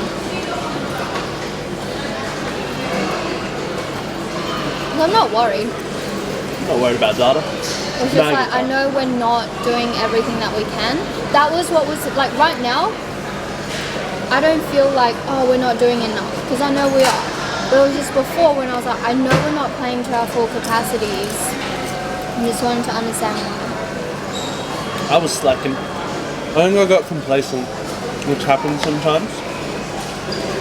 You can kind of be like, oh, we're doing so well. Want to take some big time chilling. Yeah. I think it sucks, but I feel like I do have to admit that Caden being here threw me off. I allowed it to throw me off the path a bit, because it was like, I was we had just decided like a few days, a week pivot? before it happened, to pivot and like do whatever it takes, and then to have that come up, I was like, it was just like a big disruption to that, and of course I chose to do that, and I talked to you about it. It was like,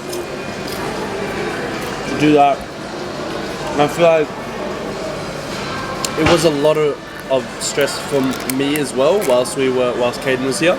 Because in the back of my mind, I knew the business was gonna dip from that. Well, that's where I felt like I was trying to pull everything together.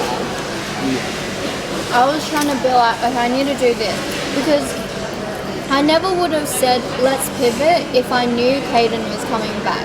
But we committed to that decision. We stopped all the money-making activities that we were doing before. So obviously it made sense that now, 90 days later, we're feeling it. But it was like, if I knew Caden was coming back, I never would have done that. No, same page. I didn't know he was coming back either.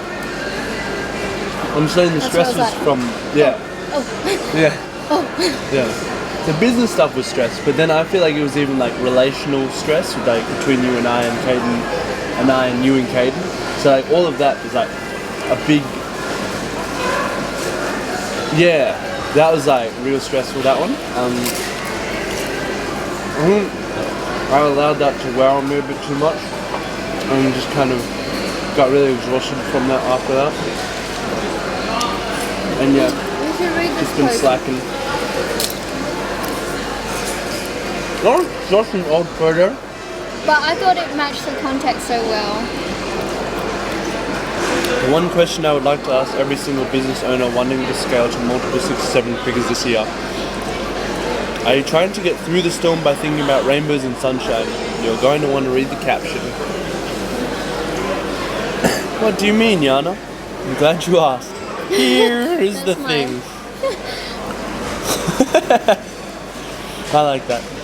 What I see, you kind of. What I sorry. see, no, it's good. What I see as a collective right now is there is a lot of pressure of what I'm doing is not enough, or I need to do more personal development, or I won't be a good enough coach. Guilty.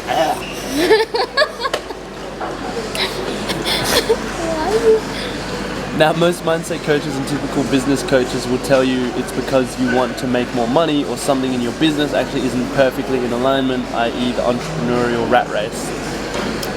P.S. Why does it always feel like you should need to make more money and that you are in trouble for not being in community if it's your business? Like, who's actually telling you that? Food for thought. Anyways, I digress. Anyway, I digress. After a conversation with my mentors, here's actually what I realized. The rat race for entrepreneurs actually isn't making more money or chasing happiness like you've been led to believe. It is actually the chase for growth to the extent of sacrificing life. Huh? What does this mean? Oh, you got me! Yeah. We chase growth. I'm sure if I thought about that for more than 2 seconds I would understand a bit better. We chase growth and the need to upskill and be better and be a better human, that we actually forget be a human sometimes. To be human and do this thing called living. This is living, Barry. To allow ourselves the experience of moments without an ulterior motive or needing to have a massive revelation. To put on our rose-colored glasses right now and to realize that these are in fact the good old days we will talk about in years to come. So instead of trying to get through the storm by thinking about rainbows and sunshine, maybe you can just learn to see the beauty in the storm. It's a tornado. You're taking me away from the moment. Oh, cool. I thought that was so good, No. if I'm honest. It was just like, I couldn't keep up with my thoughts, so like, I See, was just it's like, only for us oh, we no. understand the context of the photo. Yeah, no. But I was just like, oh, like I put the thing. You're good. I think that's what I've been doing a lot more lately as well. Yeah. Yeah. Especially when I spend time with Zeke and Timmy. I'm just like, none of the other stuff really matters. It's like, not that it doesn't matter, but like, we're literally living the dream, so it's good to take that in as much as possible. Not to a point of like, not getting anything done. But it's like, if you live in the dream, enjoy it, you know? You don't want to get to the end of it and be like, oh man, I should have been doing all the enjoying way back then. So it's exactly like you said. It's funny because when I first saw that from The Office, or like more recently when he was like, I wish there was a way to know you in the good old days before they're the good old days. It's just do exactly that. Like just know that these are the good old days, and be like, yeah, these are the days of our lives. We are just, this is living, Barry. You know. So no.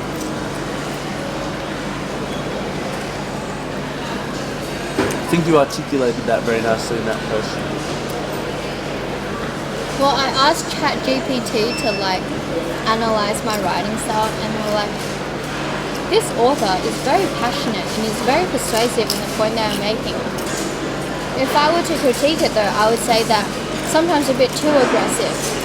Not everyone needs to live a good life, or like not everyone needs to do big things. But I was like, haha, that's where you're wrong. Not too aggressive. I'm just kidding.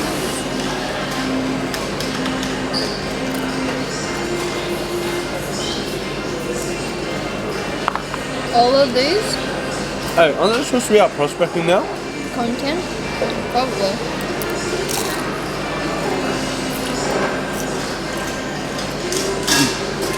You say all of those are content? Just written.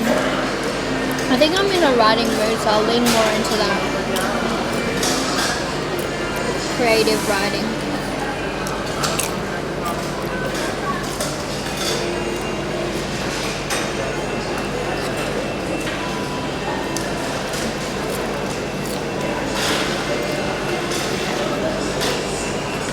That was a good post.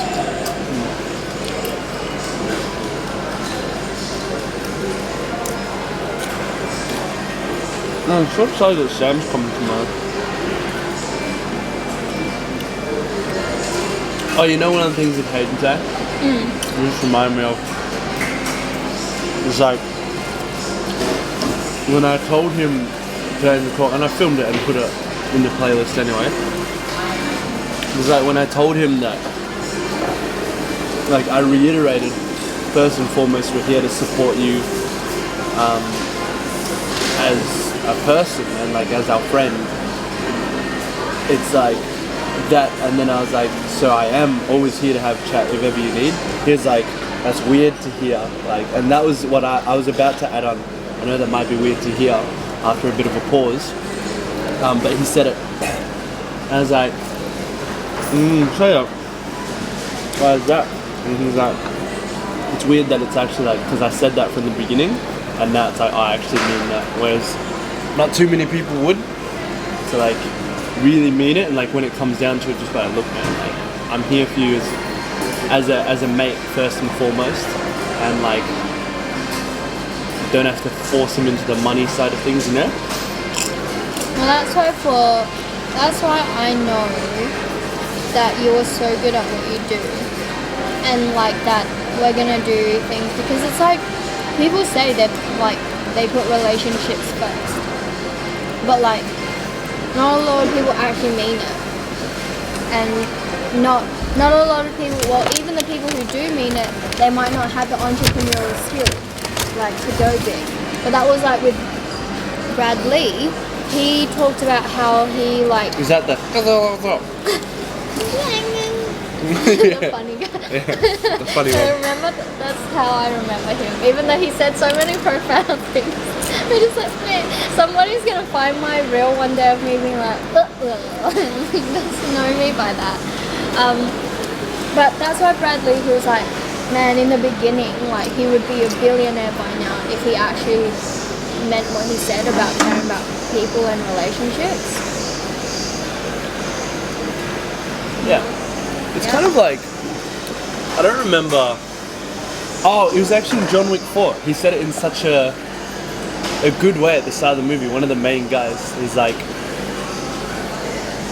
because it's like John Wick is a fugitive at that point, so anywhere he visits amongst this community that they have, of like the Continental, they have these huge hotels, there's the manager that's like part of the, you know, this entire operations, like they'll be killed. Like the hotel will be destroyed, and that happens earlier in the movie. The hotel will be destroyed, they'll kill the manager, they'll kill everyone there. But like the Japanese guy knows that John Wick's coming. His daughter didn't know. Goes up to a rooftop, meets him, and he's like, I'm sorry for doing, like John Wick's like, I'm sorry for doing this. And he's like, no, of course, basically. He doesn't say it like that. He's like, of course. And he's like, it wouldn't really be friendship if it was only when it was convenient. And like, that's true. Like, that's what it is. Like, it's like all well and good to mean that when it's convenient, and to do the right thing and be like, I value relationships when money's good, times are good, your health is good. But when any of those things are not good, people tend to show who they really are. Yeah. Well, it's like that $800 would put our mind at ease so much next week, knowing that's coming. Yeah. But to forego that and be like, look, man, we're here for you as a person. You got $600 left in your thing. We're here for you. Let's just push this out as you need to. So, you know. I think even with the business venture, I saw it as like, for me, it wasn't about the money. I saw someone who like was in a particular situation and had the opportunity, but I don't think. I still think he's got it in him. It's just it's probably a lot when you're just by yourself. Because if I'm honest, if I didn't have you, I don't think I would have pursued like what I'm doing now. I was this close to getting a job.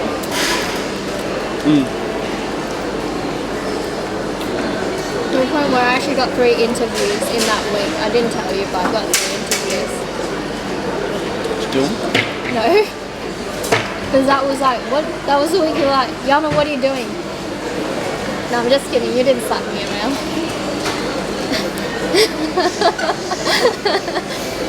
That's actually a joke.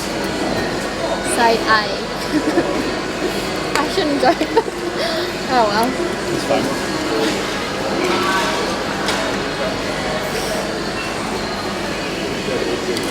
Don't make it again or I'll beat you.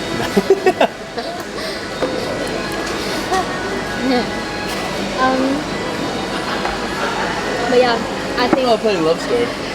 Banger. Yeah, I can kind of see that as well, which is why it's funny that you said that, because we both said the same thing basically in the same period of time. But you're saying it to me and I've said it to Michael, where I was like, that's your role pretty much, to ground them and be like, look, this is why we're doing this. It's not for you to keep us stuck here, because there's a big responsibility on you, and like that need to be like, I should be contributing right now.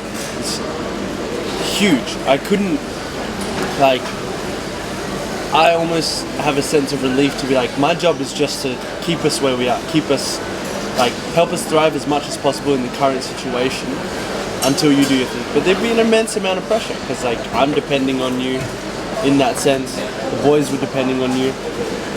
That kind of thing. So it's like, it's different. My job's just to ground you and have those conversations and be like, are we doing the right thing? You know? So yeah, I'm glad I got to tell Michael about that.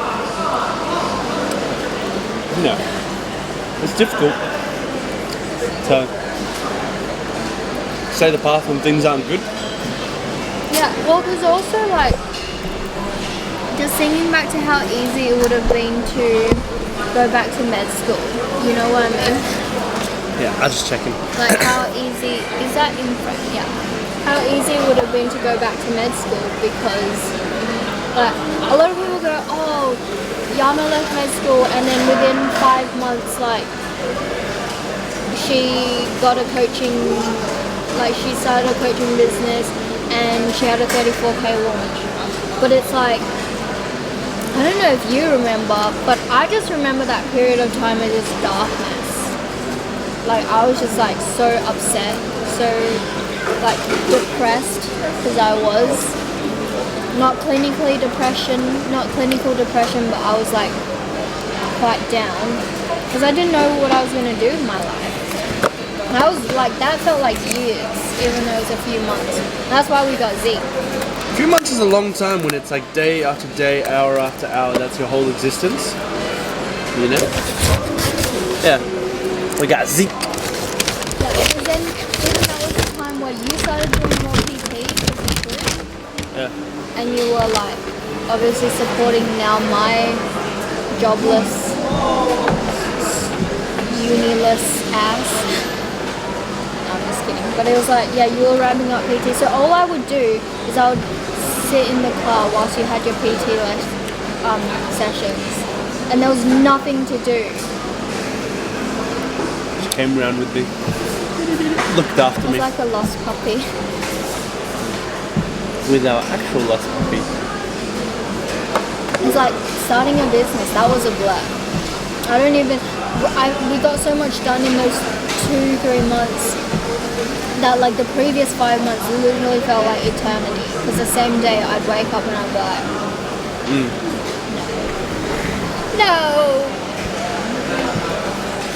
No. Yeah. I don't know, it feels like such a blurry, hazy period of time, I guess, that felt like so long, yet not that long. that was the whole of last year. Yeah, well, I mean, it was basically up until like now. I think after Caden left, that's like, or just before he got here, it was like that December, I think. December, because that was a big sales month as well in January and all that. That was the first time in like 2 years that it's been like that. So it's like, oh wow. That it hasn't been like that big blur grind thing, you know? It's like I actually don't remember how many days I did my outreach for, but I just know I can remember. Day after day. Yeah. It felt like every time I talked to you, you were like, I'm gonna do 10, I'm gonna do 15, I'm gonna do 25. And until one point you were like, I'm doing 100 today. And I was like, That's why we were at 3,000-4,000 a week. Yeah, but now I can take that same attitude and apply it to something that's not as capped. What's like one more intentional about it? Yeah. You pivoted and had a 30k sales like period. It was like sale after sale after sale within 21 days. It was like, I think it was actually closer to 35k sales in 21 days. Like that's but that's insane. Like that's insane.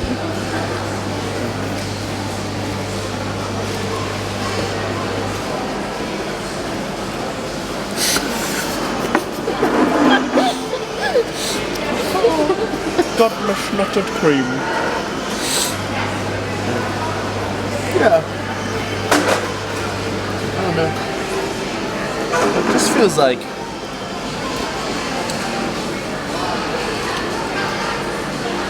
I don't know what it feels like. It's just neutral. It's cool. It's like sometimes you're in the mood where you look back and you're like, that's crazy. Other times it's like just neutral and kind of just like don't really feel anything. And then other times it's like sad. You're like, I'm not doing that anymore. So I'm like, we're gonna do even better. It's like that's gonna be consistent and like 1,000 times that. Oh, there's a bird. It's a little moth. It's a little moth. No, it's a bird. Where? It just went down. No, there's a bird in here. Yes, wait for it. Can you not see the tail moving? No, I don't know where you're looking. It's like the lights, the strip of lights. There's like a little thing that pokes up there. That's a beak. Where the flip are you looking? Just this strip of lights. Did you not see that? On the other side. No, this side. This side. Look, do I you saw not see? something. It's No, I like can't literally peeking out. Where? Like, Like you can just see line it up my eye normally. line. I don't see anything. Do you Oh, not I saw see it. that? Yeah, that's what I said, on the other side of it. I was looking on this side, the closer Oh, side. No.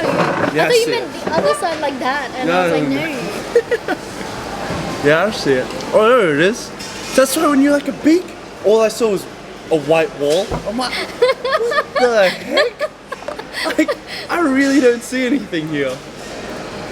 Yeah, I see it now. Look at that. It's a pigeon. Pigeon. Oh.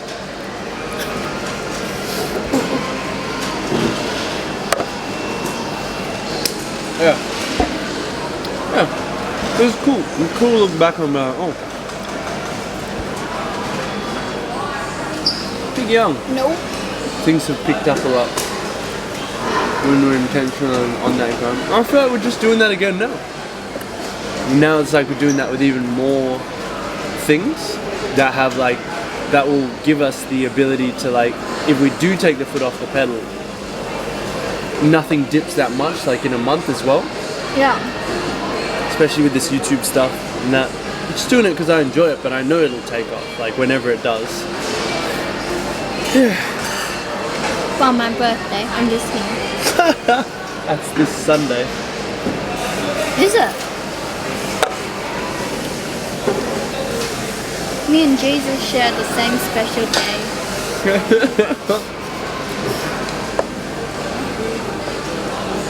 People are gonna be like, what the heck? It's because we go to church on Sunday.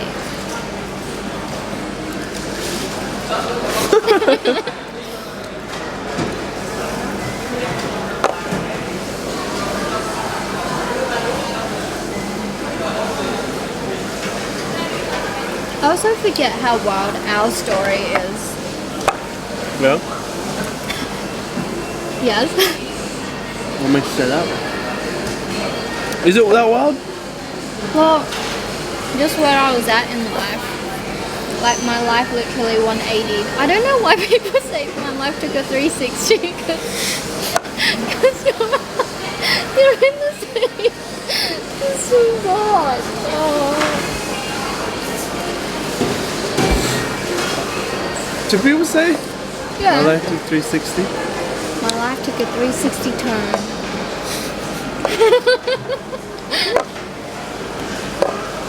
90-degree turn. I think that's more so the expression than 360. I'm just gonna say my life took a 27-degree turn. Yeah.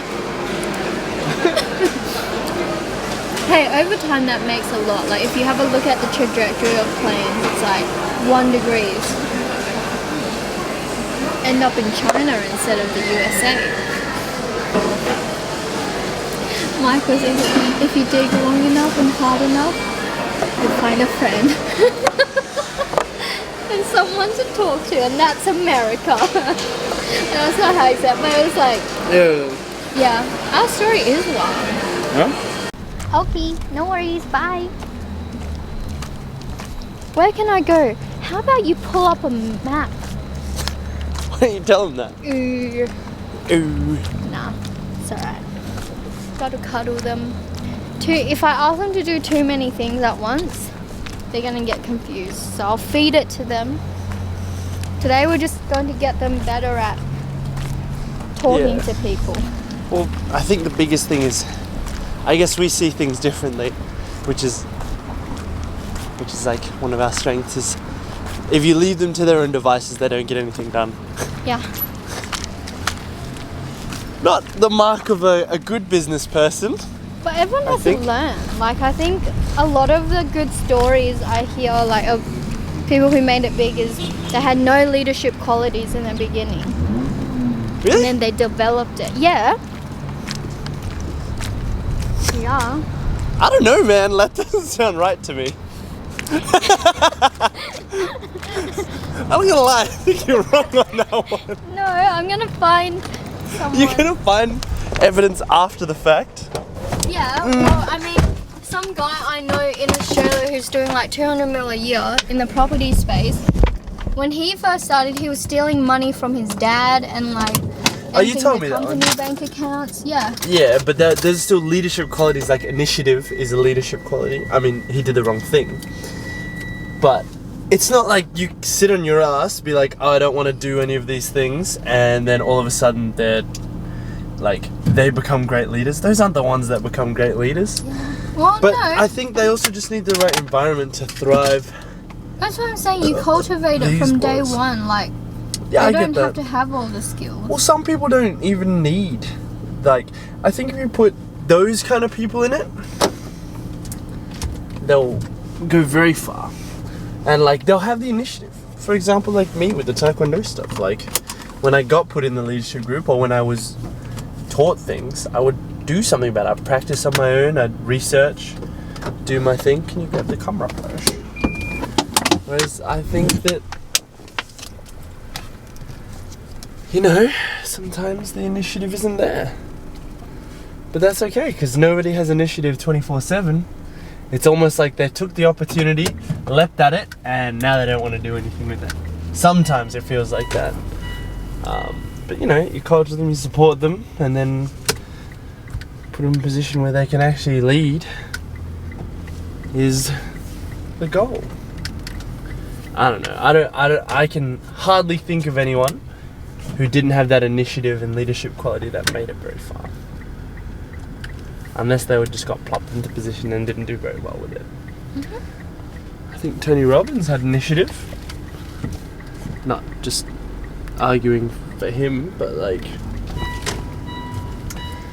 I don't know. I think that's a big leadership quality, initiative. But also, not a lot of people had initiative from day one. That's what I'm saying. Like, Grant Cardone didn't have initiative until he was 40, and now he's 50 and a billionaire. Yeah, that's true. He's only been in the game 10 years. That's true. That's true. That's true. That's crazy. We haven't even been in the game for like. We've been in the game for what, like a year and a half? Hardly. But yeah. Anyway. Either way, I'm going to support those boys and let them do their thing, and you know, I think they can do it. Just right now, they don't necessarily. To you as well, and to me. I think a big benefit of us doing this is to show everything. Like all of the ins and outs. We can omit names like I've done on the other videos, you know, because of legal reasons or just to be nice to people. That's fine. But all the ins and outs, all the doubts that we have, all of the concerns that we have, as well as the positive things, I want to show all of those things as well. So whether it's issues with Tupu, whether it's issues with TKP, whether it's issues like things when they come up with our marriage and our relationship, all of those things, I think they should be in there, because it really documents everything, man. And I think it makes it like I just have a real interest in doing that. I don't know, because I think there's just so much benefit to seeing those things as well. It's like negative things and all of that, as well as the positive, like how people respond to either and everything in between. I think there's a lot of power in that. There's a lot of that. So sometimes, like when I have issues with those TKB boys, I mean the Tupu boys, I want to speak about it, because then it's also like, it's not like just pinning it on them, but like understanding that behavior, acknowledging where it might come from, and that it's okay for them to be going through that period of time, and maybe some of it's not okay. But also taking that responsibility back on ourselves and being like, okay, what can we do? And knowing that there's a limitation to that as well. There's only so much that we can do. But I think it's good to be honest about that when you're not sure about it, people in your business.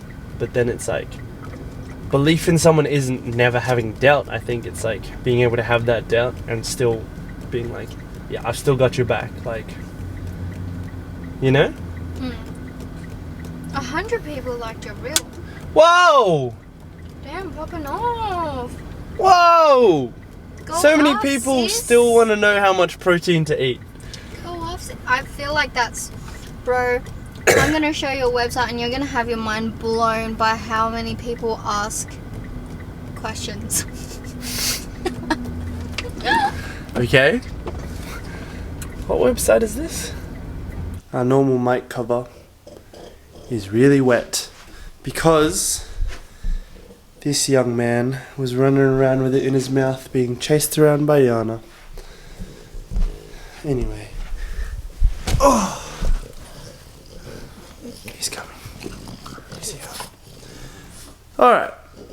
This was a long ass video today, lots of conversations, so basic recap after the video stopped were we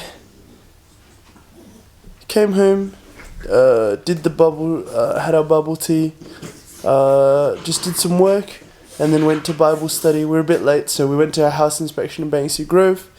Got to see our old neighbourhood, and it's like all the houses around there are built, so it's like actually a nice area. Still not an area we'd want to be living in, but it was really cool. And even just being able to think back about like, oh, those were the good old days, and these are the good old days now too. And I think I was saying to Yana that we were like, we basically just had each other, God, a house.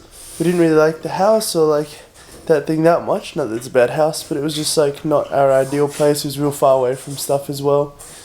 And yeah, and also financially things were a bit tough because that's when like I was the main one providing. We were only doing like 40 to 60k a year, that kind of range.